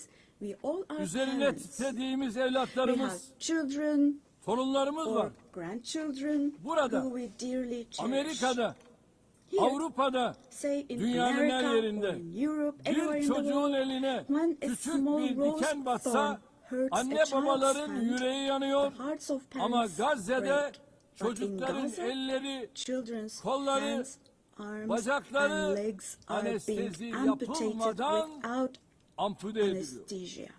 Kimse kusura bakmasın ama Now, I'm extremely bu sorry to say, insanlığın but this dip noktası. represents the lowest point of İnsanlık humanity. tarihi son bir asırda Human böyle history bir vahşet has not witnessed görmemiş. such bloodshed within the last century. Her şey gözümüzün All önünde of cereyan this ediyor. is happening before our very eyes. Gazze'deki soykırım, The genocide medya, in Gaza sosyal is medya being aracılığıyla broadcast her an canlı olarak live every yayınlanıyor. moment through the İsrail media and social media. şu ana kadar Gazze'de So far, ulusal Israel ve has uluslararası deliberately basında killed çalışan 250 250 journalists gazeteciyi working in national and kasıtlı international olarak media in öldürdü. Gaza. Gazze'ye tüm girişleri yasakladı. And Ama yine de they soykırımı have closed gizleyemedi. all the entrance Filistin into Gaza, topraklarında but they still have not devam been able to eden cover up the genocide. soykırıma her fırsatta I dikkatlerini çeken wholeheartedly support Genel Secretary General Sekreter Guterres Sayın because he Guterres'i consistently draws gönülden attention to the destekliyorum. ongoing Cesareti için genocide kendisini in Palestinian bir kez daha territories, and I would tebrik like to once ediyorum. again congratulate him for his courage.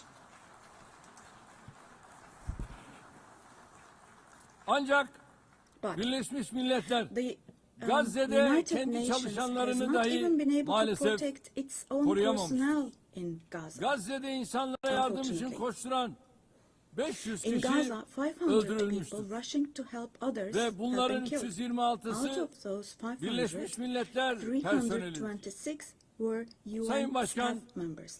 değerli üyeler, Esteemed President, bakınız distinguished members, soykırım tıpkı Now, Holocaust gibi insanların toplu halde iması genocide, için like the kullanılan Holocaust, is a utanç shameful verici, concept which insanlık refers dışı to the mass barbarca bir extermination kavramdır. of people. It's a Oysa barbaric bugün concept. Gazze'de Today, sadece insanlar öldürülmüyor. It's not only people who are being killed in Gazze'de Gaza. hayvanlar mind you. hedef alınarak Animals öldürülüyor. are being targeted and Gazze'de killed in Gaza. tarım alanları, bahçeler, In Gaza, ağaçlar, agricultural land, otlar, gardens, Gazze'de trees, grass, asırlık zeytin ağaçları century-old olive yok trees ediliyor. are being destroyed. Gazze'de In Gaza, sular yok ediliyor. water supplies are being Kirletiliyor. destroyed and Gazze'de polluted. binalar, evler, Buildings, kütüphaneler, homes, hastaneler, libraries, okullar, hospitals, camiler, schools, mosques, kiliseler, churches, tarihi yapılar and historical bilinçli bir structures şekilde in Gaza are being yıkılıyor. deliberately destroyed. Gazze'nin toprağı insan içinde, The soil hayvan of Gaza içinde, is being bitki rendered içinde useless for humans, artık işe for animals, yaramaz and for hale plants. getiriliyor. İşte sizlere So bir başka fotoğraf now daha. let me show you yet another Şimdi size photo. soruyorum. And let me ask you Elimdeki here. şu fotoğrafın Look at this güvenlik arayışıyla ne ilgisi var? What could this photo here Bunun possibly adı have to do with security canlıya concerns? düşmanlık. Hayata This is being düşmanlık değil. against Bu kürsüden life. açık açık ifade ediyorum. Don't you think? Gazze'de Let bir me savaş state yok. this openly from this podium. Gazze'de There is iki no war taraftan in Gaza. söz edilemez. We cannot possibly talk about the Gazze'de bir presence yanda of two sides in elinde en Gaza. modern, Because en in öldürücü Gaza, on silahlar one olan side, there is a güvenli regular ordu, army diğer with the most tarafta ise modern, most lethal masum weapons, siviller, and on the other masum hand, there are çocuklar innocent var. civilians, Bu innocent terörle children. mücadele değildir. This is not fight Bu against 7 Ekim terrorism. olayı öne sürülerek yürütülen bir işgal, tehcir, This is an occupation, sürgün, deportation, soykırım, daha exile, doğrusu genocide, bir toplu and kıyım life politikasıdır.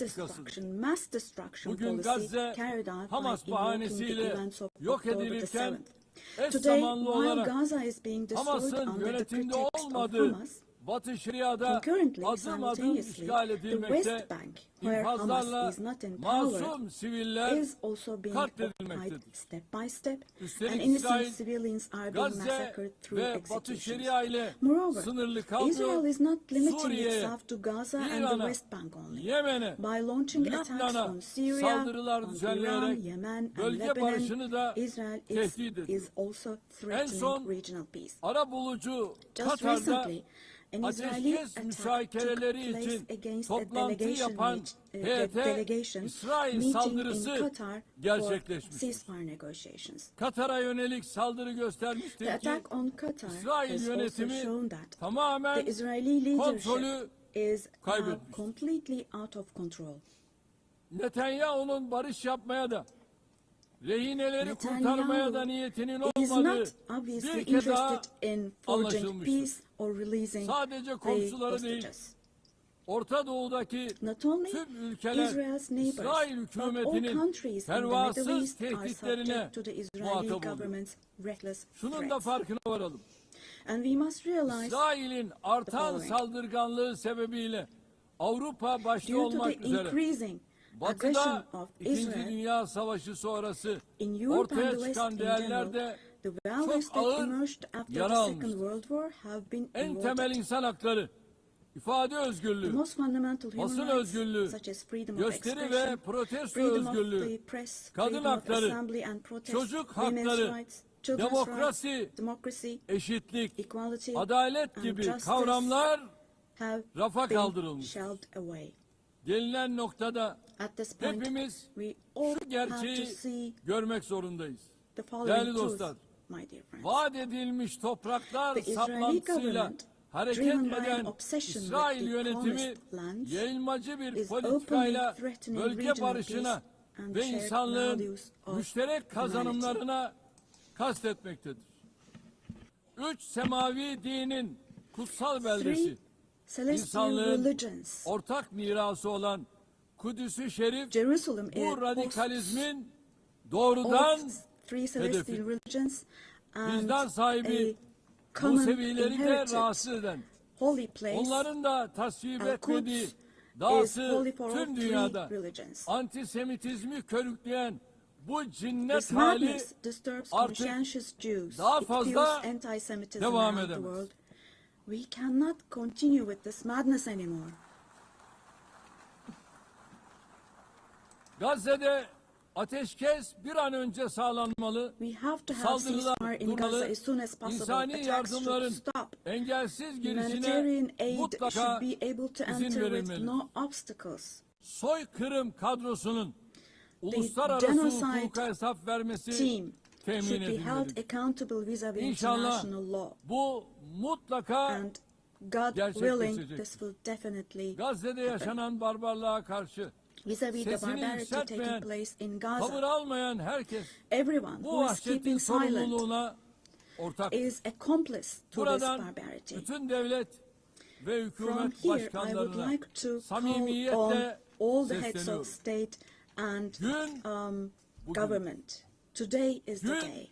insanlık adına Filistinli Today mazlumların is the day yanında to stand firm alongside the oppressed Palestinians and alongside humanity. Gazze'deki barbarlığa tepki While your gösterirken peoples back gelin home are reacting to the sizler de barbarity in adım Gaza, adım do cesaretinizi show the gösterin. courage to take action.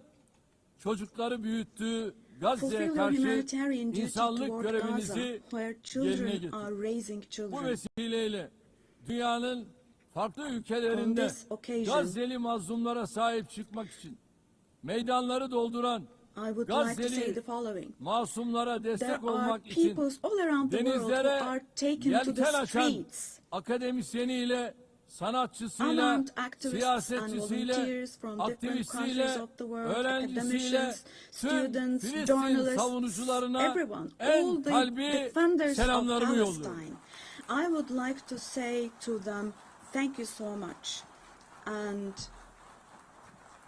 clear bows Kıymetli and delegeler, favorable winds 13 for yıl their boyunca actions. sizlere Esteemed bu delegation kürsüden members, komşumuz for 13 Suriye'de years, yaşanan I zulümden have spoken to you ve from this çatışmalardan platform about the oppression bahsettim. and conflicts in our Nasıl neighbor bugün Syria. Gazze'li mazlumlar için Just as I sesimizi raised my voice yükseltiyorsak today for the 13 oppressed people yıl of süresince Gaza, de Suriyelilerin likely for feryatlarına 13 years, dikkat I çekin. have also drawn attention to the Burada onların cries da of the Syrians, sesi, and nefesi here oldu. I became their voice 1 milyon and insanın breath as well. hayatına, milyonlarcasının da The persecution vatanlarını that caused terk the deaths etmesine of 1 sebep olan million zulüm, people and 8 that Aralık forced millions devrimiyle more to birlikte flee their hamdolsun homeland has, artık thankfully, tarihe become a karıştı. thing of the past. Suriyeli With the kardeşlerimiz December 8th 8 revolution. Aralık Our tarihi Syrian itibariyle brothers and sisters yeni bir dönemin opened the doors to a new kapılarını period açtılar. as of December the 8th.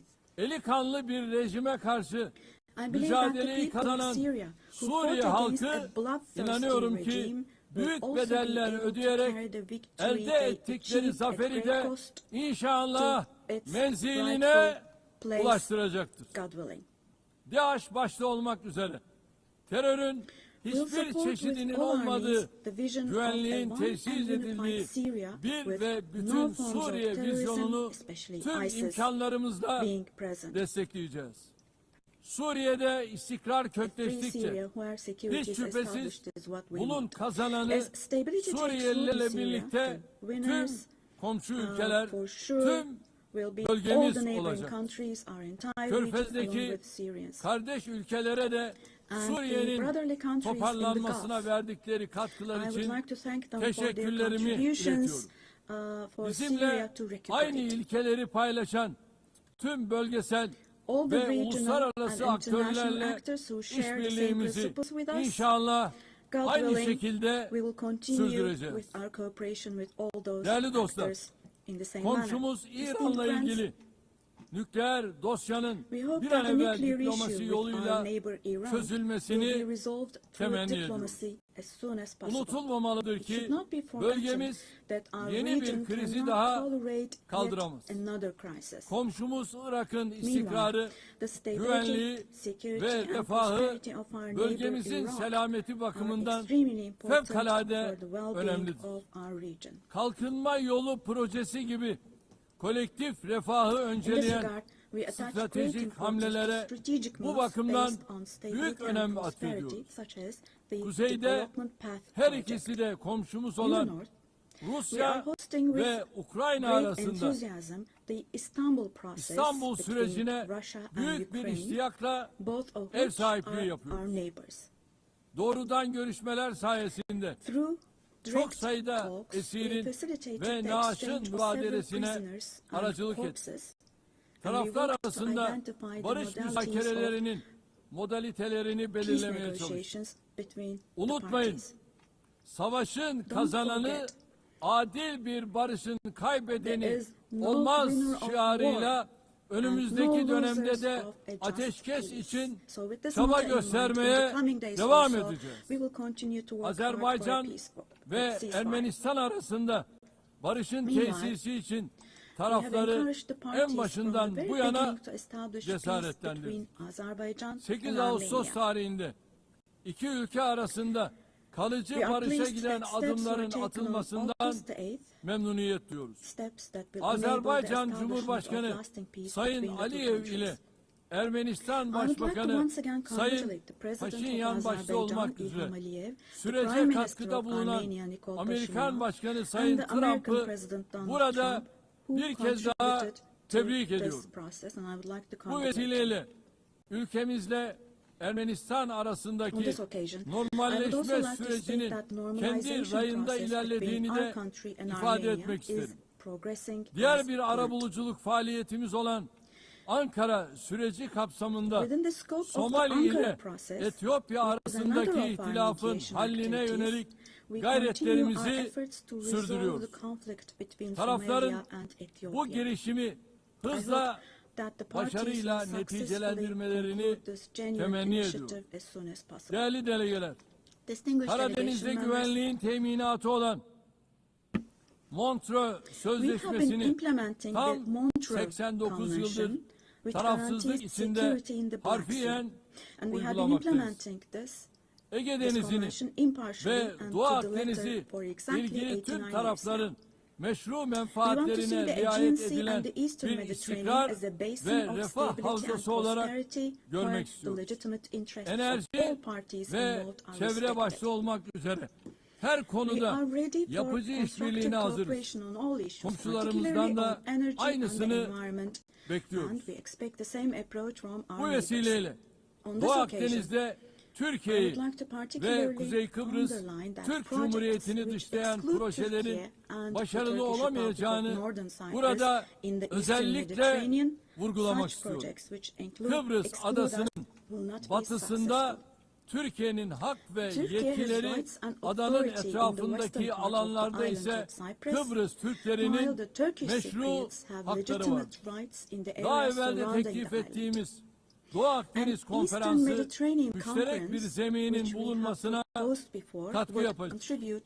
Kıbrıs meselesinin çözümü daha önce defalarca denenmiş, ancak Rum tarafının uzlaşmaz tutumu nedeniyle tüketilmiş federasyon modeli üzerine bina edilemez. Kıbrıs adasında iki ayrı devlet ve iki ayrı halk vardır. Kıbrıs Türkleri adanın eşit sahibidir ve azınlık olmayı kabul etmeyecek. Uluslararası toplum Kıbrıs Türklerinin yarım asırdır maruz bırakıldıkları haksız izolasyona artık son vermelidir. Son 3 Birleşmiş Milletler Genel Kurulu'nda yaptığım çağrıyı bugün bir kere daha tekrarlıyor. Uluslararası toplumu Kuzey Kıbrıs Türk Cumhuriyeti'ni tanımaya, diplomatik, siyasi ve ekonomik ilişkiler kurmaya davet ediyor. Sayın Başkan,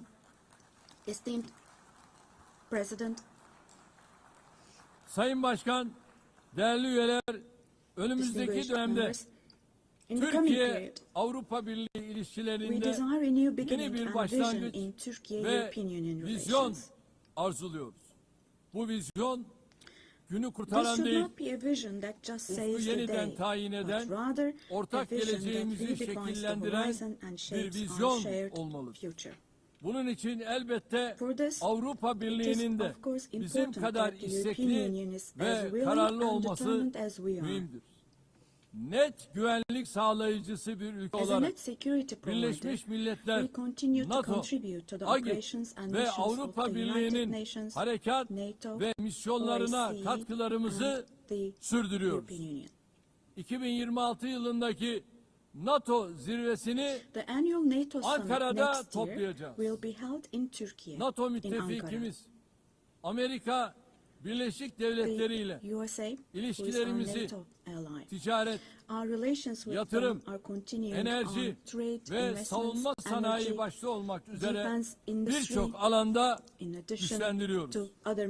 Ata yurdumuz Orta Asya'daki kardeş we ülkelerimizin attach great barış, importance to the peace, istikrar stability, ve and refahı prosperity of bizim our için brotherly countries in vazgeçilmezdir. Central Asia, Türk which is Devletleri our Teşkilatımız ancestral homeland. bölgesel bir çatı olmanın ötesine Our geçerek organization of Turkic küresel bir states aktör is olma moving yolunda forward with ilerliyor. confidence on the path to becoming a Köklü global beşeri bağlarımızın actor, going olduğu beyond being merely a Balkanlarda regional umbrella. barışın ve istikrarın sürmesi için We are making intensive yoğun efforts to ensure the gayret continuation içindeyiz. of peace and stability Temmuz in the ayında Balkans, ihdas where we have ettiğimiz strong historical, Balkan cultural and people ties. Barış The Platformu Balkan bu Peace yöndeki Platform, which we çabalarımızın established in en July, yeni örneği. is the newest and most KFOR concrete komutanlığı manifestation of our görevini efforts in de this direction. bu yıl Ekim ayında bir kez daha This üstleneceğiz. October, we'll once again assume the Afganistan'daki command of yönetimin KFOR forces. toplumu kuşatıcı, In Afghanistan, dikkate alan our bir fundamental anlayış desire is that sergilemesi the current temel administration demonstrates arzumuz. an approach that embraces Yeniden the society toparlanma and sürecinde that takes human uluslararası values into toplumun consideration. Afgan halkını In this process, it is yalnız essential that the international bırakmaması. community does not leave Türkiye Afghan people ve alone, Türk milleti olarak and Afgan kardeşlerimizin as Turkey her and daim as the Turkish yanında nation olmaya will devam stand by edeceğiz. the Afghan people Değerli dostlar, Güney Asya'da at all barış ve times. istikrarın Esteemed friends, in muhafazasını South Asia, son derece we önemli consider the görüyoruz. preservation of peace and Nisan stability ayında to be of utmost Pakistan importance. ve We Hindistan are pleased arasındaki with the çatışmaya varan ceasefire achieved bu following gerilimde the tensions varılan last April ateşkesten between Pakistan and memnuniyet India. duyuyoruz. The tension which had İki ülke escalated into a arasında conflict. terörle mücadelede işbirliğini önemsiyoruz. It is important to see Keşmir cooperation between the meselesinin two countries when it Birleşmiş comes to Milletler counterterrorism. Güvenlik Konseyi The kararları issue of temelinde Kashmir Keşmirli should be kardeşlerimizin resolved on beklentileri the basis of ekseninde resolutions of the diyalogla UN çözülmesini for the best for destekliyoruz. our brothers and sisters in Afrika Kashmir kıtasıyla through dialogue. eğitimden sağlığa, In the altyapıdan continent of ticarete Africa, kadar from education geniş bir to yelpazede health, from infrastructure ilişkilerimiz to yıldan in yıla other areas, güçleniyor. our Somali'nin terörle relations mücadelesine are improving gereken her türlü annually. desteği verirken insani yardım faaliyetlerimizi de And while providing all sürdürüyor. possible support to Somalia, Sudan'da we are also 2 continuing yılı aşkın humanitarian süredir and devam aid eden activities. In çatışma Sudan, the ortamı conflict that has bizleri been going on for over ziyadesiyle 2 years üzmektedir. saddens us deeply. Sudan'da akan kanın durması ve Stopping the sürdürülebilir bloodshed barışın in Sudan and tesis establishing edilmesi sustainable peace is uluslararası the shared toplumun responsibility ortak of the sorumluluğu. international community. Bizim bu yöndeki And çabalarımız Turkey's efforts in devam this edecek. direction will continue. Büyük Göller Bölgesi The Great Lakes yıllardır region süren has suffered istikrarsızlık greatly ve from çatışmalardan years of ongoing ziyadesiyle instability müzdarip and olmuştur. conflict. Kongo Demokratik Cumhuriyeti'nin doğusunda yaşanan Our hope is çatışmalar that these conflicts bir an in the önce east of the Democratic çözülmelidir. Republic of the Congo will Amerika'nın give way to arabuluculuğu lasting peace and stability. ve Katar'ın We wholeheartedly kolaylaştırıcılığında support the yürütülen efforts being carried gayretleri out under the mediation samimiyetle of the destekliyoruz. US and the Batı facilitation of Afrika'da Qatar. bilhassa The sahil increasing havzasında terrorist activities artan in West terör Africa, faaliyetlerini de particularly in the endişeyle Sahel Basin, takip are ediyoruz. also of great concern Tarihi to us. bağlarımızın bulunduğu bu We will bölge continue our halklarının unwavering huzura efforts to ensure ve istikrara peace, kavuşmaları tranquility için and stability çabalarımız for the peoples of devam this region edecek. with whom we share İlhamını historical ties. çift başlı Drawing Selçuklu inspiration Kartalı'ndan from the alan historical bizim de double-headed 360 Turkish derecelik Selçuk Eagle, yaklaşımla yürüttüğümüz I would like to emphasize Türk that our dış relations with politikasında Asian countries Asya and Turkish ülkeleriyle foreign ilişkilerimiz policy are of büyük great stratejik strategic importance. öneme sahiptir. We pursue a Yeniden 360-degree approach Asya in this policy. girişimimiz çerçevesinde Within the framework ASEAN of our Return başta to olmak Asia üzere initiative, we are bölgesel deepening our kuruluşlarla engagement with angajmanımız regional giderek organizations derinleşiyor. such as Latin ASEAN, Amerika the Indian ve Ocean Rim Karayipler bölgesiyle Association, münasebetlerimizi for example. We will ortaklık continue ruhuyla to develop new ve partnerships with kazan Asian countries, kazan and we yaklaşımıyla attach great importance geliştirmeye to developing büyük our önem relations with atfediyoruz. Latin America and the Caribbean Bölgedeki region in a tüm spirit of ülkelerle partnership and a kurmuş win-win olduğumuz approach. dostane We are bağları determined to daha further ileriye strengthen taşıma the friendly irademiz ties we have bakidir. established with all the countries in the region. Kıymetli delegeler, Esteemed uluslararası delegation members, ticarette artan korumacılık increasing eğilimleri protectionist ve trends in tedarik international zincirlerinde trade and yaşanan disruptions in kırılmalar supply chains dünya are ekonomisinde leading to esaslı fundamental değişimlere changes in the yol global açıyor. economy. Mevcut sınamalarla başarılı mücadele için To successfully Dünya address current Ticaret challenges, Örgütü'nün yer we aldığı support kurallara reform dayalı of uluslararası ticaretin reforme edilmesini destekliyoruz. Ucuz, güvenli ve sürdürülebilir enerjiye erişimi, özellikle gelişmekte olan ülkelerin kalkınma hedeflerinin gerçekleştirilmesi için vazgeçilmez buluyorum. Çin'den Avrupa'ya uzanan ve stratejik önemi haiz pazar geçişli Doğu-Batı Ortak Koridoru projesini ilerletiyoruz. Modern ulaştırma altyapımız ve Bakü-Tiflis-Kars hattıyla dünya ticaretinin gelişimine katkı sunuyoruz. Tabiata saygılı bir gelecek inşa etme hedefiyle çıktığımız yolda 2053 net sıfır emisyon hedefine doğru kararlılıkla ilerliyoruz. Eşim Emine Erdoğan'ın himayesinde yürüyen sıfır atık hareketinin tüm dünyada her yıl dalga dalga büyüyen, daha fazla insana ve kalbe ulaşan bir farkındalık halkasına dönüştüğünü görmek bizim için ayrı bir bahtiyarlıktır. Bu süreçte gelişmiş ülkelerin sorumluluklarını yerine getirmesi artık bir tercihten öte yükümlülük haline gelmiştir. Dünyada en fazla kalkınma yardımı yapan ülkelerden biri olarak Birleşmiş Milletler'in sürdürülebilir kalkınma hedeflerine ulaşılması için çaba harcıyoruz. 2030 hedeflerine erişmek ve dünyanın dört bir yanındaki yüz milyonlarca insanı onurlu yaşama kavuşturmak için küresel finansman mimarisinin kimseyi geride bırakmama anlayışıyla uyumlu hale getirilmesini savunuyor. Burada şunu da özellikle dikkatinizi çekerek söylemek istiyorum. Biz jeopolitik sınamalarla uğraşırken İnsanlık yapay zeka alanında olağanüstü bir sıçramaya şahitlik ediyor. Çığır açan bu teknolojilerin dönüştürücü gücü ve sunduğu nimetlerden hiçbir toplumun mahrum bırakılmaması gerekiyor. Yapay zeka teknolojileri yeni bir tahakküm aracı olarak değil, insanlığın lehine kullanılmalıdır. Ev sahipliğini yaptığımız en az gelişmiş ülkeler için Birleşmiş Milletler Teknoloji Bankası dijital ve teknolojik açığın kapatılmasında kritik rol oynuyor. Hazırladığımız ve evrensel mutabakatla yakında imzaya açacağımız dijital dünyada çocuk hakları sözleşmesinin bu alanda küresel bir farkındalık oluşturacağına inanıyor.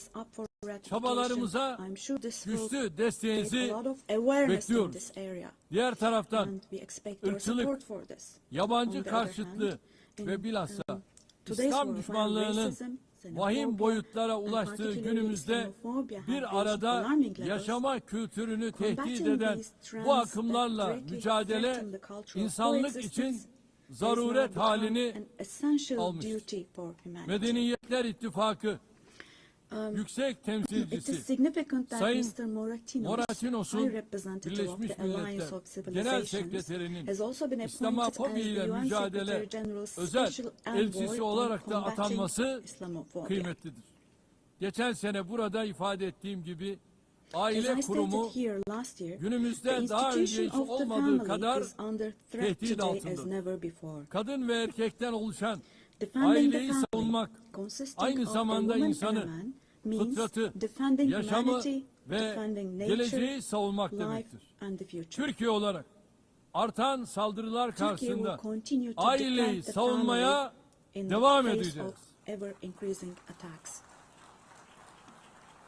Kıymetli delegeler, insanlığın bir daha savaş felaketi yaşamaması için kurulan Birleşmiş Milletler'in kökleri içinde bulunduğumuz karanlık döneme ışık tutacak değerlerle doludur. Genel Sekreter Sayın Guterres'in teşkilatımızı edin ve verimli hale getirmek amacıyla başlattığı Birleşmiş Milletler 80 girişimine desteğimiz tamdır. Bu girişimin Birleşmiş Milletler'in tüm faaliyetlerini daha da güçlendirecek bir süreç olarak başarıya ulaşmasını temenni ediyorum. Bu sürece İstanbul'u bir Birleşmiş Milletler merkezi haline getirme vizyonumuzdan da hareketle güçlü destek vermeye hazırız. 80. yılda Birleşmiş Milletleri kuruluş ruhuna döndürecek adımları atmak hepimizin ortak sorumluluğu. Biz güçlünün haklı olduğu değil, haklının güçlü olduğu bir sistem kurulana kadar dünya 5'ten büyüktür demeye devam edeceğiz. Until a system is established where the righteous are powerful, not the powerful are righteous. Görevimiz sistemi terk etmek değil, onarmak, yeniden işler hale getirmek. Hiç şüphesiz daha adil bir dünya mümkündür. Türkiye daha adil bir dünyanın inşası için mücadelesini sabırla devam ettirecektir. Rabbim yar ve yardımcımız olsun diyorum. Hepinizi bir kez daha sevgi ve saygıyla selamlıyorum. Kalın sağlıcakla.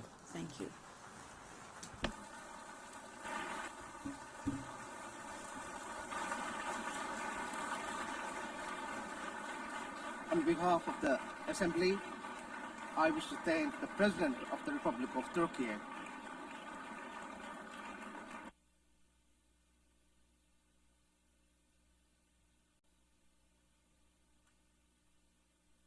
Assembly will hear an address by Her Excellency Dina Eshilia Boluarte Segara, President of the Republic of Peru.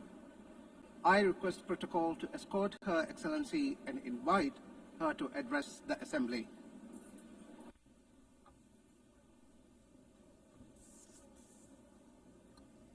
Señora Presidenta de la Asamblea Madam General, President of the General Assembly, Annalena Baerbock, Señor Secretario General Secretary de las General Naciones of the Unidas, United Nations, Antonio Guterres, Señoras ladies y señores, and gentlemen, Jefe de Estado heads of state, y señoras presentes en esta magna ladies asamblea. and gentlemen present El here Perú in this august forum. Es el centro y cuna de Peru is grandes the center and civilizaciones cradle milenarias, of great millennial siendo la civilizations, última the last el of which imperio de was los the Incas, Inca Empire, que dejó which un left legado us de grandeza. a legacy of greatness. Somos herederos We are asimismo also heirs del of virreinato the del Perú, que viceroyalty abarcó of las Peru, 2/3 which partes encompassed de 2/3 América of del South Sur. America.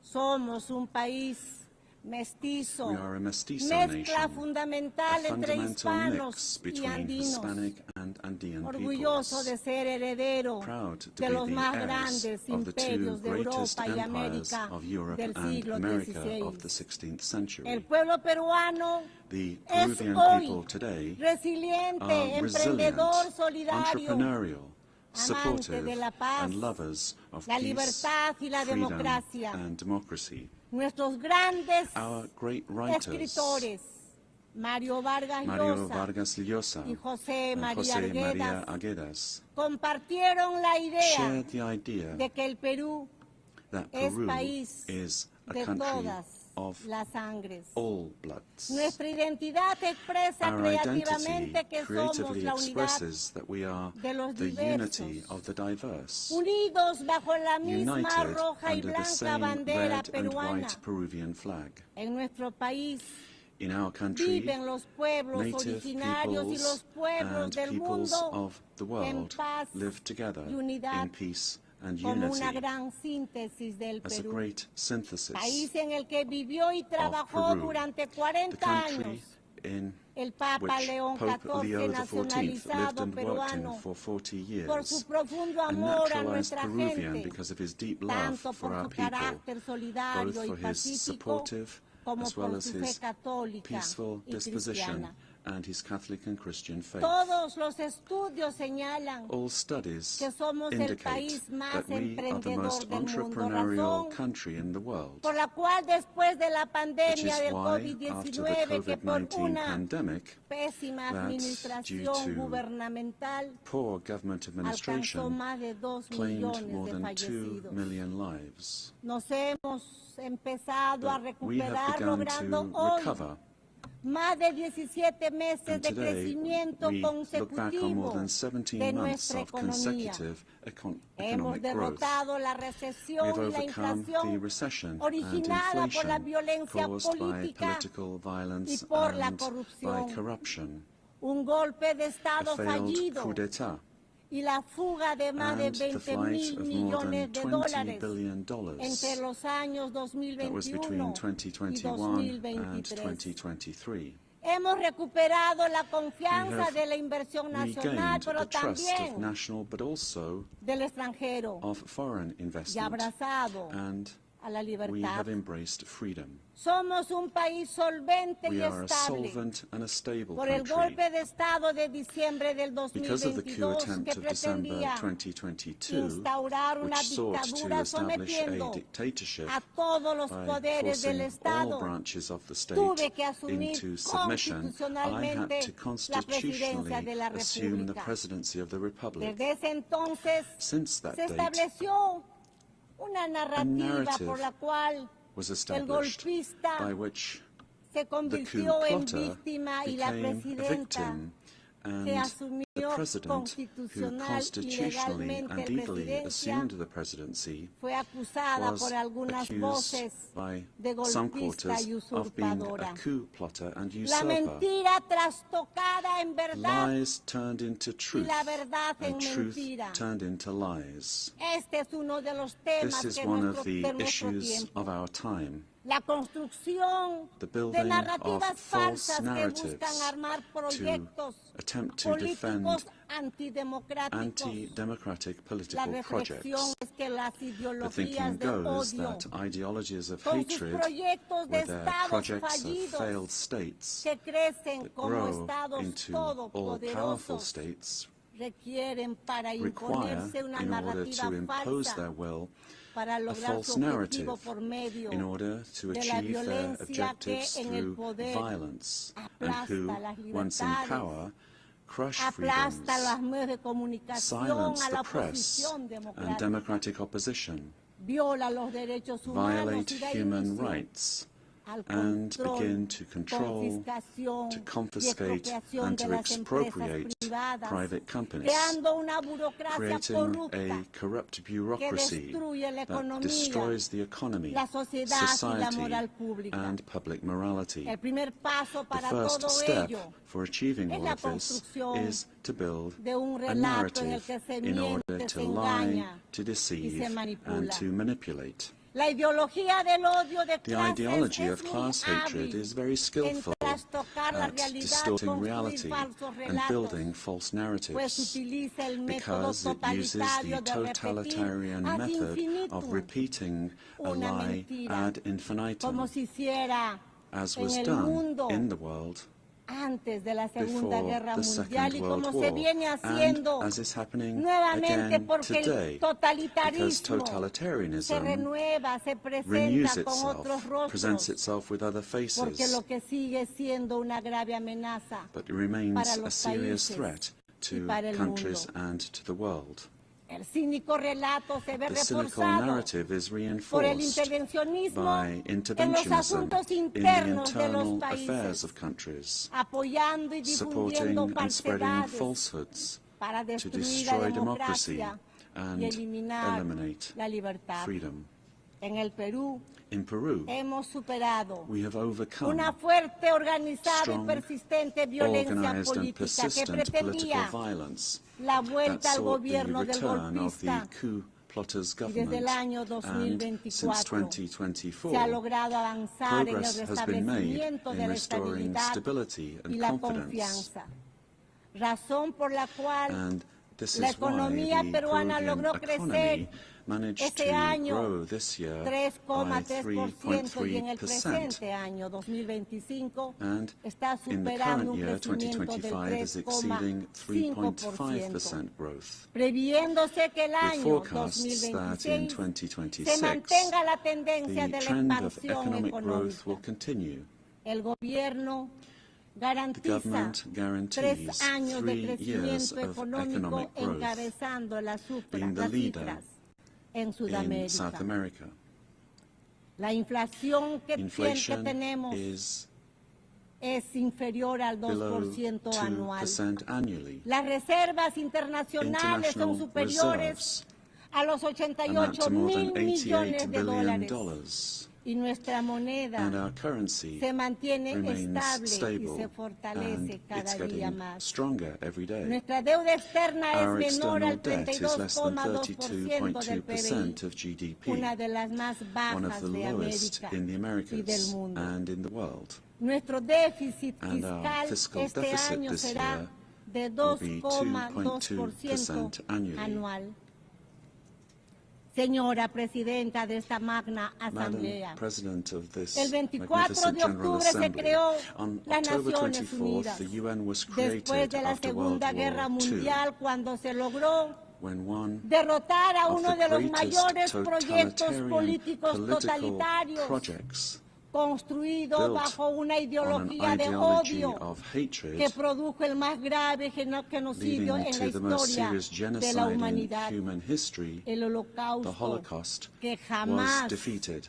que And this is jamás something that we debemos must olvidar. never, I say never, Esa nefasta forget. guerra causó la That muerte dreadful war de 60 caused the millones death de of seres 60 humanos. million human beings. Toda ideología de odio, All el odio de ideologies of clases hate, y su class elevación hatred, a and principio y its motor de la elevation as a historia, principle and el odio driver racial, of history, el racial hatred, nacionalista, el nationalist odio hatred, religioso, religious hatred, étnico, el ethnic odio a hatred, las hatred mujeres, against entre women, otros, amongst others, son los are the causantes de los causes peores for the crímenes worst en la crimes historia committed humana. in human history. Las ideologías de odio Ideologies of construyen hatred relatos como verdades build narratives absolutas as absolute que truths instrumentalizan a las that personas y a los instrumentalize people pueblos. and nations. La constitución The política de mi political patria constitution of my afirma homeland, que la Peru, defensa affirms that the de la defense persona of humana y the su individual dignidad and their es el dignity fin is supremo the de supreme la goal sociedad of y del society Estado. and of the state. El Perú rechaza en Peru, consecuencia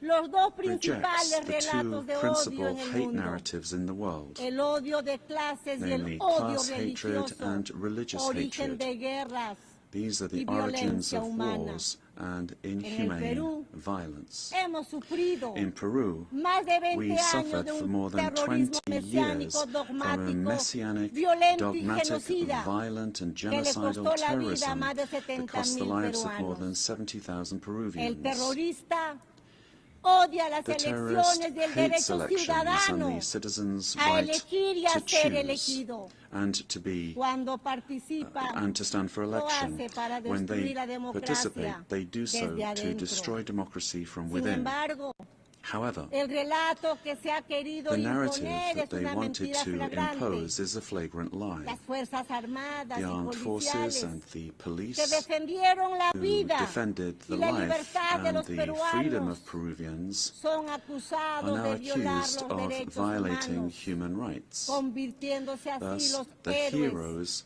who defensores de la defended vida, life, la democracy, democracia y la and freedom libertad en are victimarios turned into y los victimizers, terroristas and the terrorists en víctimas. are turned into Así, victims. Los héroes que In this way, defendieron the la heroes who democracia defended son democracy are being perseguidos persecuted en in juicios que se trials prolongan that drag on por for décadas, mientras que decades, los while the terroristas terrorists son are indemnizados y compensated considerados and considered víctimas. victims. El mundo al revés.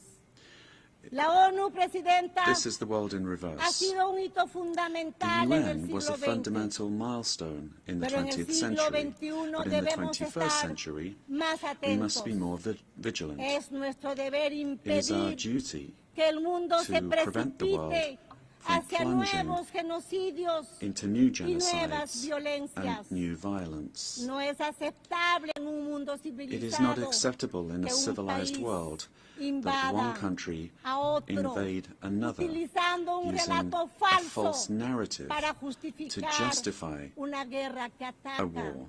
principalmente A a war la that first and población. foremost attacks the No civilian es population. admisible la It is matanza not de acceptable civiles, to slaughter la civilians, captura de to centenares de capture jóvenes, hundreds of young people, mujeres y women, hasta niños and even children, para and utilizarlos use como them rehenes. as hostages. Vivimos ante la amenaza We del live under crimen the threat of internacional international organized organizado. crime. En el Perú, In Peru, la delincuencia internacional international crime dedicada based a la extorsión recurre a métodos terroristas on extortion como los uses atentados terrorist con methods such as explosivos bomb attacks para someter to submit a los citizens ciudadanos. to its will. Estas organizaciones These criminal criminales organizations que utilizan armas de guerra that han use creado weapons of war mecanismos have financieros para created lavar financial el dinero mechanisms to manchado de launder sangre, blood-stained money, remitiendo grandes sending sumas large a sums sus países back de to their origen. countries of origin. Se pretende normalizar They esa seek to violencia que normalize this requiere violence, para su which derrota requires, in el order to be defeated, reconocimiento por la recognition ONU by the como UN organizaciones as terroristas terrorist y una organizations nueva legislación and nacional new national e and internacional international legislation que detenga su amenaza al to sistema stop them being a democrático threat y al to the desarrollo de democratic los system pueblos. and to the development Es of imperativo peoples. asimismo It is also actuar imperative contra el that we act narcotráfico y la against minería drug ilegal trafficking and illegal que mining destruye el medio that ambiente, destroys the environment, contaminan los ríos pollutes y rivers, condena and a condemns los pueblos peoples y a las and personas individuals a la to esclavitud. slavery. El crimen internacional International tiene crime sometidas has subjected a miles de thousands mujeres of women extraídas de sus taken from their hogares, de home sus países con countries through violencia y violence engaños and deception, y explotadas y privadas de su being libertad. exploited and deprived of their Señoras freedom. y señores, Ladies and gentlemen, vivimos momentos que nos we are recuerdan los living through episodios times más that recall oscuros de the nuestra darkest historia chapters moderna. of our modern history, Y el Perú and está Peru convencido is que el mundo no convinced that necesita the menos world does ONU, not need less sino UN, más y mejor but ONU. more and a better Una UN, que esté acorde con one los that is in tiempos tune with the en los times, que las ideologías de in times odio in que which tanto daño ideologies of causaron y hatred that causan cause and a la cause humanidad so much damage to se han humanity refugiado en la have taken mentira, refuge in en las lies, informaciones in falsas y misinformation, en la and penetración which have de las penetrated sociedades democratic democráticas. societies. El Perú, como miembro fundador, Peru, está as a founding comprometido con member, un is sistema committed multilateral to an abierto, open multilateral basado system en el derecho based on international y law los principios and de the la Carta de principles Naciones of the UN Unidas. Charter. El pilar, el modelo And we see in La the ONU, UN the pero el pillar momento of the model de hacer un that has alto brought peace and y prosperity. mirar lo que está But pasando we en el have to mundo a look nuestro at what's alrededor. happening around us En in the este world. momento estamos At this aquí, time, as we're meeting pero al otro here, lado del mundo in other parts of the están world, matando niños, they are killing niñas, personas children, inocentes. girls, boys, innocent people. La prosperidad al mundo debe ser Prosperity en ese trabajo responsable y unido. will only come if we Que are hoy debe united and work ingresar a un together. proceso de adecuación And we have to frente a las adapt nuevas to amenazas. new threats. Cada uno de nuestros países Each of our countries tiene el deber de has the duty contribuir al desarrollo to make their de contribution soluciones a los towards finding problemas solutions to que the enfrentamos y en problems eso that we all face se esfuerza together. mi país. And my country is Pero la striving to do this. interconexión de nuestras But sociedades the y interconnection of economías our societies hacen que and solo a economies través de la means that it is cooperación only through international internacional cooperation podamos resolver la that we crisis can resolve que the enfrentamos. crises which we face. Si no reformamos las If we Naciones do not Unidas, reform the United nuestra Nations, casa común, our common home, para devolverle to restore representatividad y efectividad a su representativeness and acción, effectiveness to its corremos action, el grave then riesgo de we ver run desaparecer the very serious risk uno de los of seeing instrumentos one más of the most preciados precious que instruments tiene that la the international comunidad community internacional has for para la world estabilidad del stability mundo. Por disappearing. ello, For this reason, Peru supports the work of the UN 80 initiative, launched by the Secretary General, placing particular emphasis on the need to refocus the organization on its fundamental functions, bringing it closer to the needs of peoples, and at the same time making it more efficient. UN 80 must be an opportunity to strengthen multilateralism and ensure that the organization is better prepared to achieve its essential goals.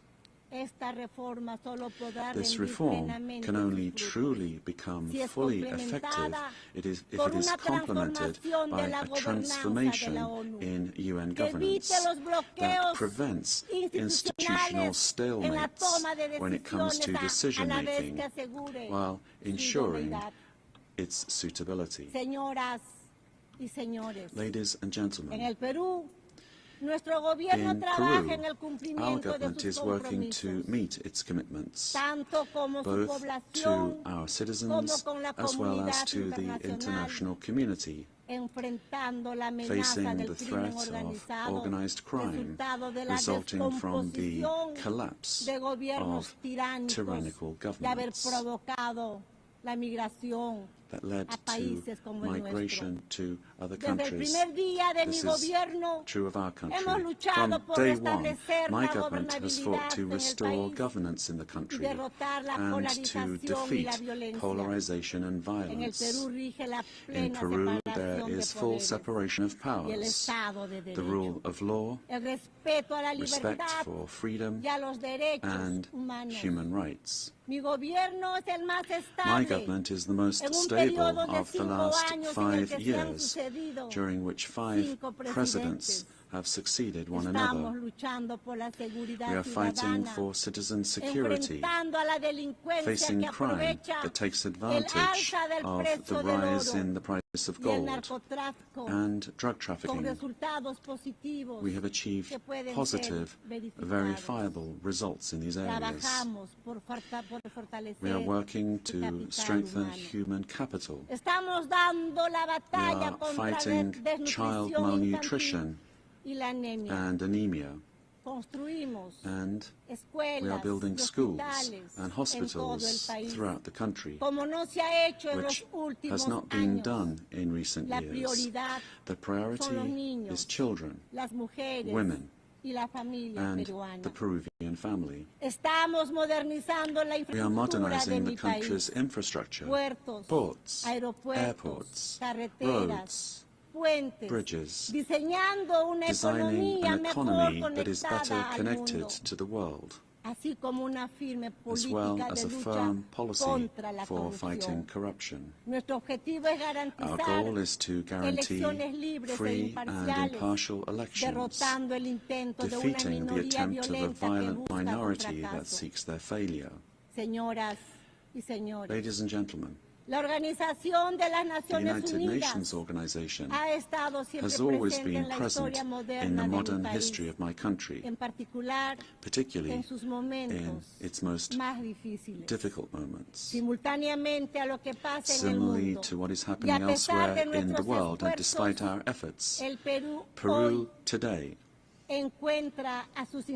finds its democratic institutions and the rule of law under attack by the polarization of politics, the cause and consequence of the return of extremist violence. We suffer from the scourge of transnational organized terrorist crime, which causes deaths, attacks, insecurity and drug trafficking that destroys the social fabric. We face the threat of climate change that is destroying our Amazon, causing the melting of our glaciers and putting our biodiversity at risk.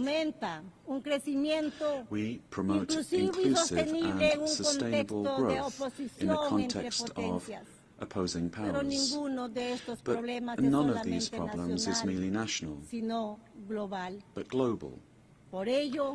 This is why que las We Naciones need Unidas the United Nations vuelva a ser to un once ágora del again diálogo y be la a forum cooperación. for dialogue and Deseo recordar el cooperation. legado del I wish to embajador recall Javier the Pérez de legacy of Cuellar, Ambassador Javier quien Pérez de logró Cuellar, ejercer who una managed acción to do relevante relevant de la work in the organización organization a pesar de la despite the Guerra Cold Fría. War.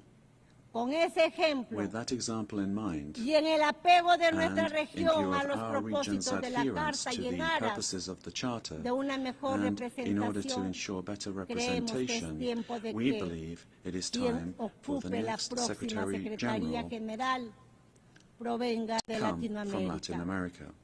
Señoras Ladies and y gentlemen, señores, el Perú está comprometido en Peru lograr is que esta committed to Asamblea ensuring General that this General no Assembly sea una simple this year is not efemérides, a mere commemoration, sino la reafirmación but de the nuestro reaffirmation compromiso of our commitment hacia una acción to colectiva collective action que revitalice will a las Naciones revitalize the Unidas United como Nations as a herramienta que tool apoye that la supports paz peace y la unidad and global, global así unity como el as well desarrollo. as development. Tenemos que ser firmes We must en la stand verdad firm frente a los relatos in que the la truth, in the escamotean, face of narratives la that try to conceal it, pervierten o pervert mienten it, or abiertamente openly con el fin lie de in ocultar order to hide agendas agendas que no that do not corresponden a nuestro correspond tiempo to our y time, mucho menos much less al to the destino de la destiny humanidad. of humanity. Por ello, For this reason, es imperativo it is fortalecer essential la verdad that we frente a los strengthen relatos truth against basados narratives en that el are based odio, on la hatred, mentira the repetida que lie busca repeated imponerse that seeks to y que impose solo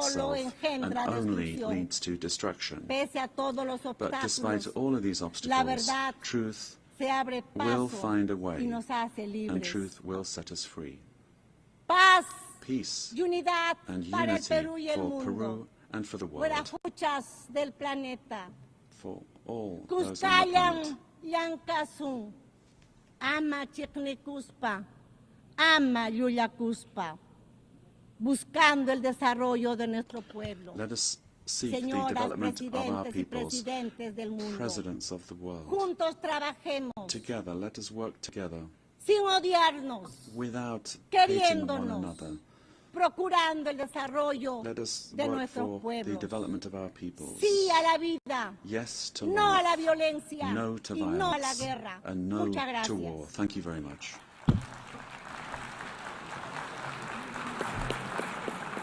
On behalf of the General Assembly, I wish to thank the President of the Republic of Peru.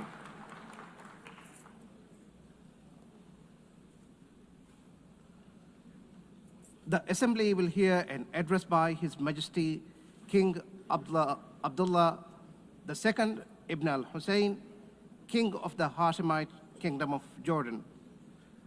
I request protocol to escort His Majesty and invite him to address the Assembly.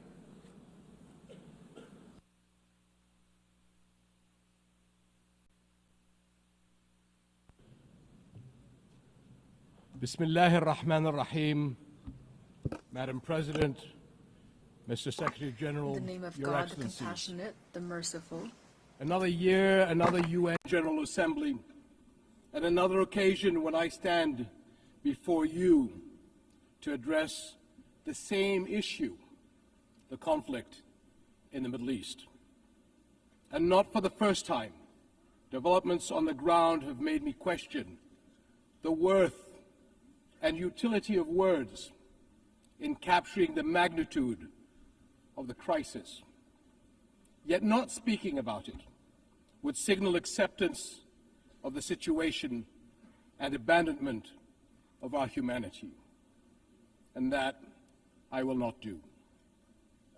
Our UN General Assembly was born 80 years ago, pledging to learn from, not repeat, history. The world vowed never again. However, for almost as long, Palestinians have been living through a cruel cycle of yet again, bombed indiscriminately, yet again, killed, injured, and maimed, yet again, displaced and dispossessed, yet again, denied rights, dignity, their basic humanity, yet again, So I must ask, how long? How long will it be before we find a resolution to this conflict, one that safeguards the rights of all sides and allows a level of normalcy in the lives of the families at its core? How long will it be before I stand before you and speak not of suffering and devastation in my region, but of prospect, prosperity, and potential? Sadly, this is not the only conflict in our world, and some may say that other wars are also devastating. But the Palestinian-Israeli conflict remains unique.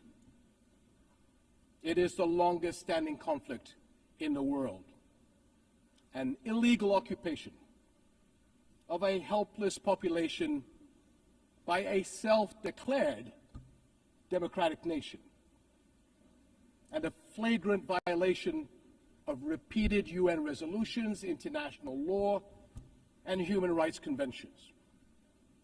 A failure that should have elicited outrage and action, especially from major democracies. Instead, it has been met with decades of inertia. My friends, the war in Gaza marks one of the darkest moments in this institution's history. But although it is today's horror, the injustice stretches back decades. The Palestinian-Israeli conflict has been on the UN agenda throughout its 8 decades of existence. How long will we be satisfied with condemnation after condemnation without concrete action? When it comes to the Palestinian-Israeli conflict, it seems that what unfolds in the halls of power is theory. The struggles and suffering on the ground is reality. For decades, we have seen several attempts to achieve a solution.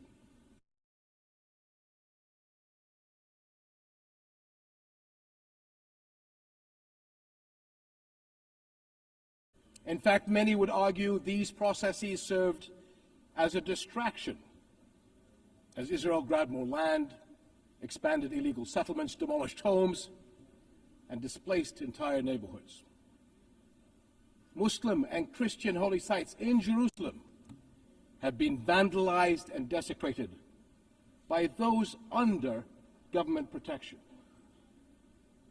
And throughout all these years, Israeli families, too, have not been able to live in true security because military action cannot bring the safety they need. Nowhere is that more evident than in Gaza.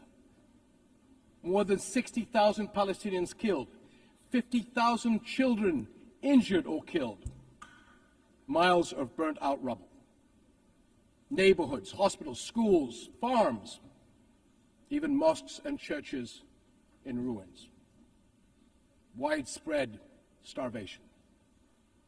And what we are seeing is only a glimpse, because never in our modern history has the lenses of international media been obstructed like this from capturing the reality on the ground. Almost 2 years in, and the cruelty of this military campaign continues unabated.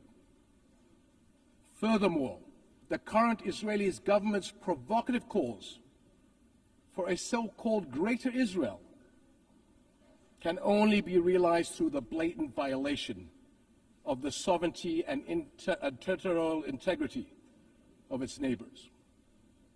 And there is nothing great about that. I can't help but wonder if a similar outrageous call were made by an Arab leader, would it be met with the same global apathy? The international community must stop entertaining the illusion that this government is a willing partner for peace. Far from it.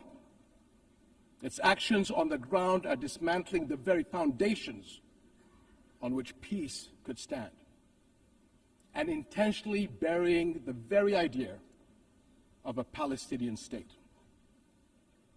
It has shown how little it respects the sovereignty of other countries, as we have seen in flagrant violations in Lebanon, Iran, Syria, Tunisia, and most recently, Qatar. And its hostile rhetoric calling for the targeting of Al-Aqsa Mosque will incite a religious war that would reach far beyond the region and lead to an all-out clash that no nation would be able to escape. How long before we hold all nations to the same standards?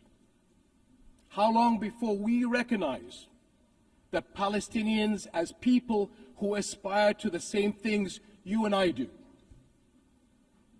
and we act on that recognition?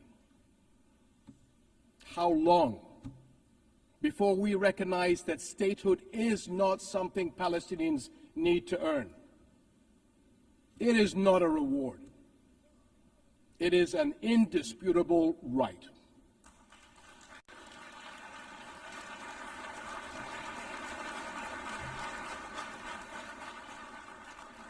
In Jordan, we are determined to work for a world in which people are secure in their homes, are safe to practice their faiths, and are able to live and thrive in dignity.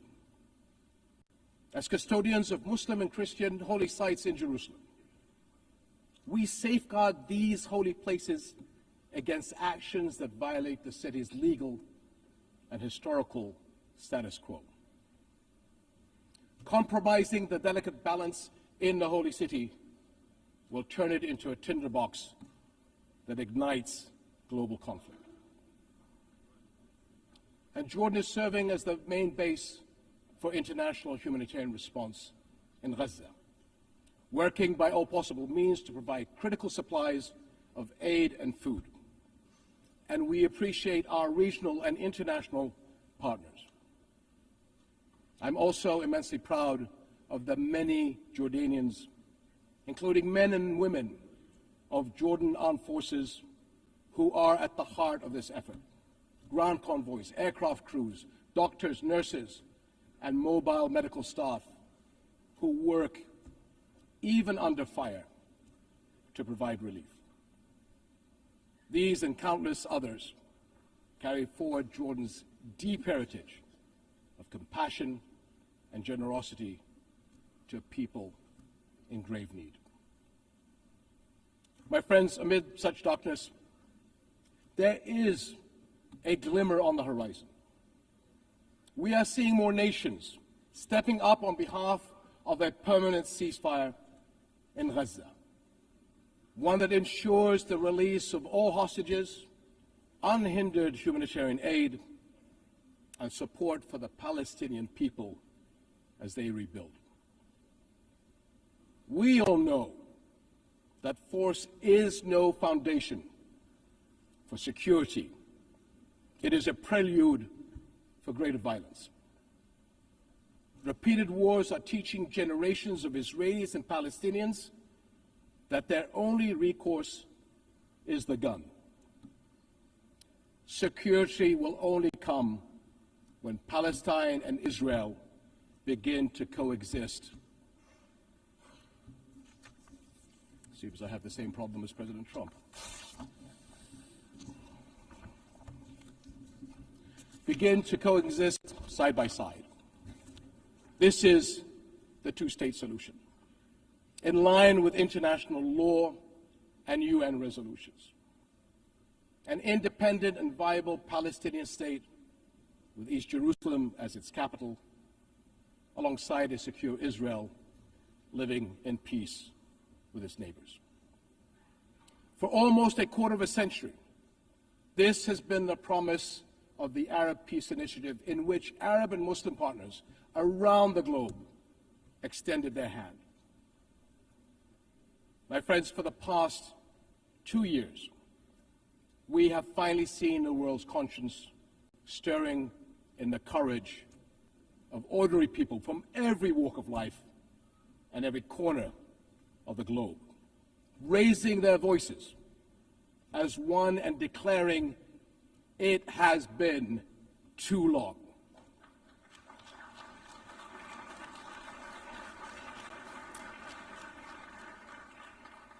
This United Nations must echo that call. It has been too long, and it must act on that call until peace is a reality. Thank you.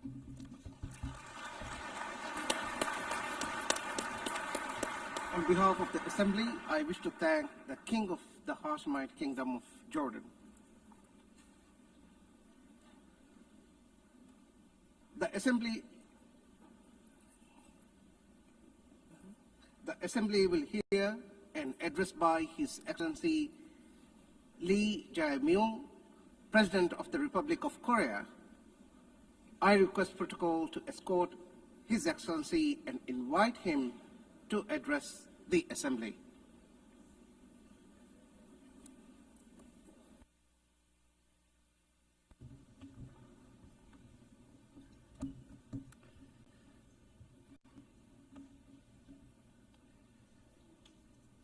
I would like to express my respect and gratitude to all members of the United Nations and staff of the UN Secretariat for their contribution to world peace and shared prosperity.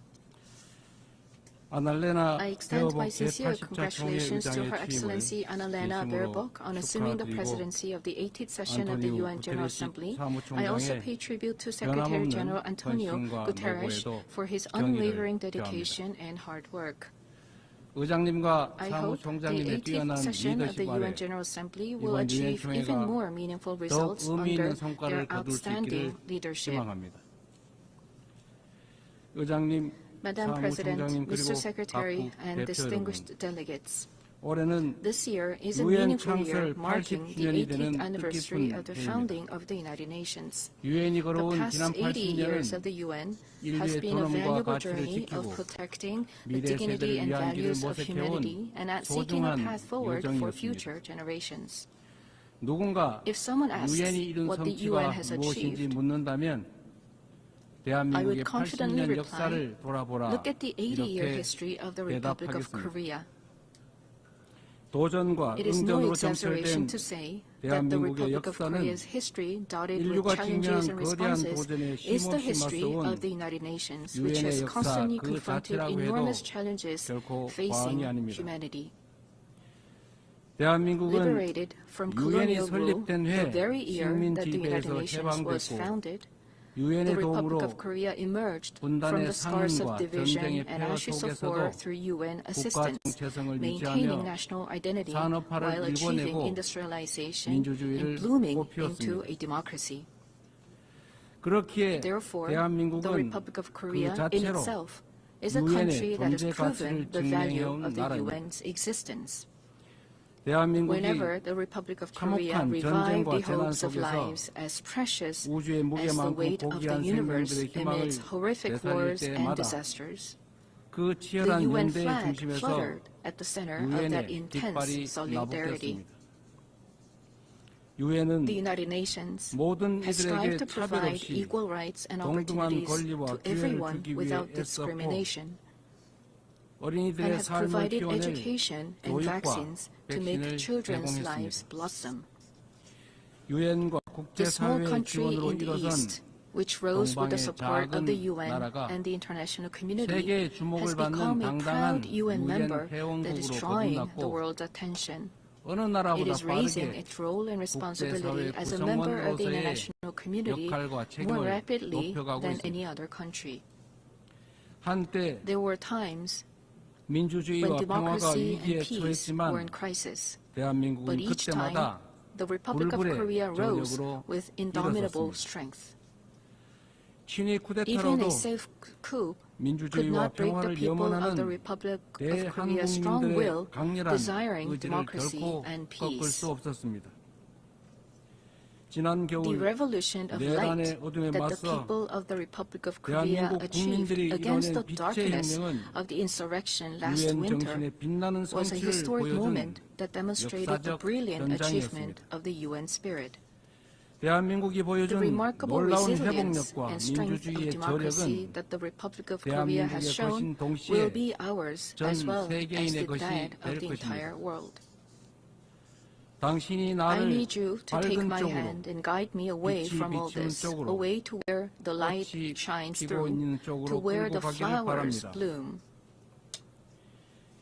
As the novelist Han Gang, laureate of the Nobel Prize in Literature, wrote, the Republic of Korea will be a milestone of light for all those who join the journey toward democracy.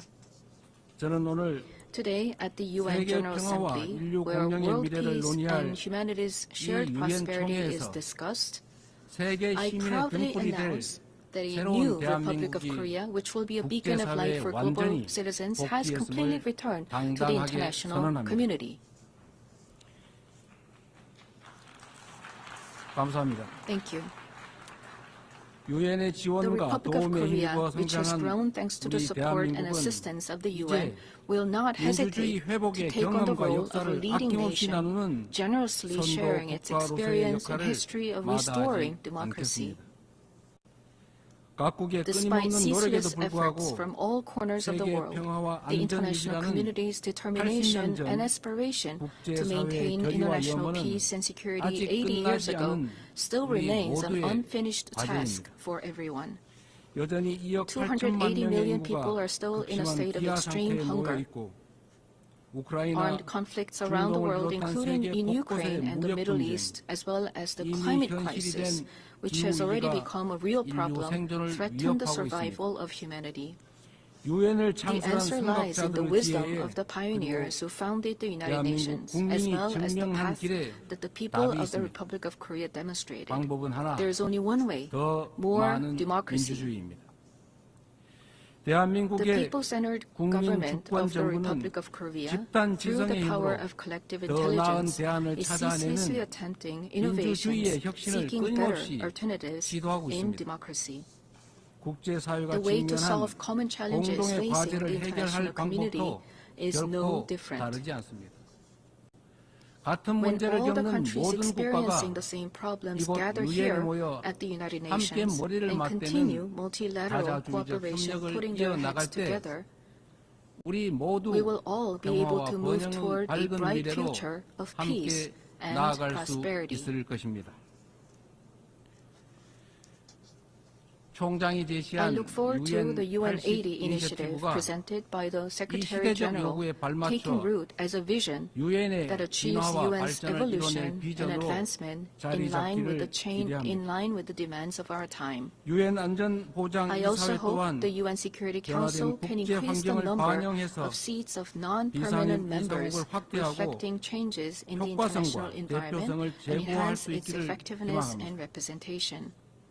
As a member of the UN Security Council for the term 2024 to 2025, the Republic of Korea is making efforts so that the UN Security Council can respond proactively to threats to the international peace and security. Madam President, Mr. Secretary General, and distinguished delegates, the Republic of Korea, having restored democracy, dreams of a better future.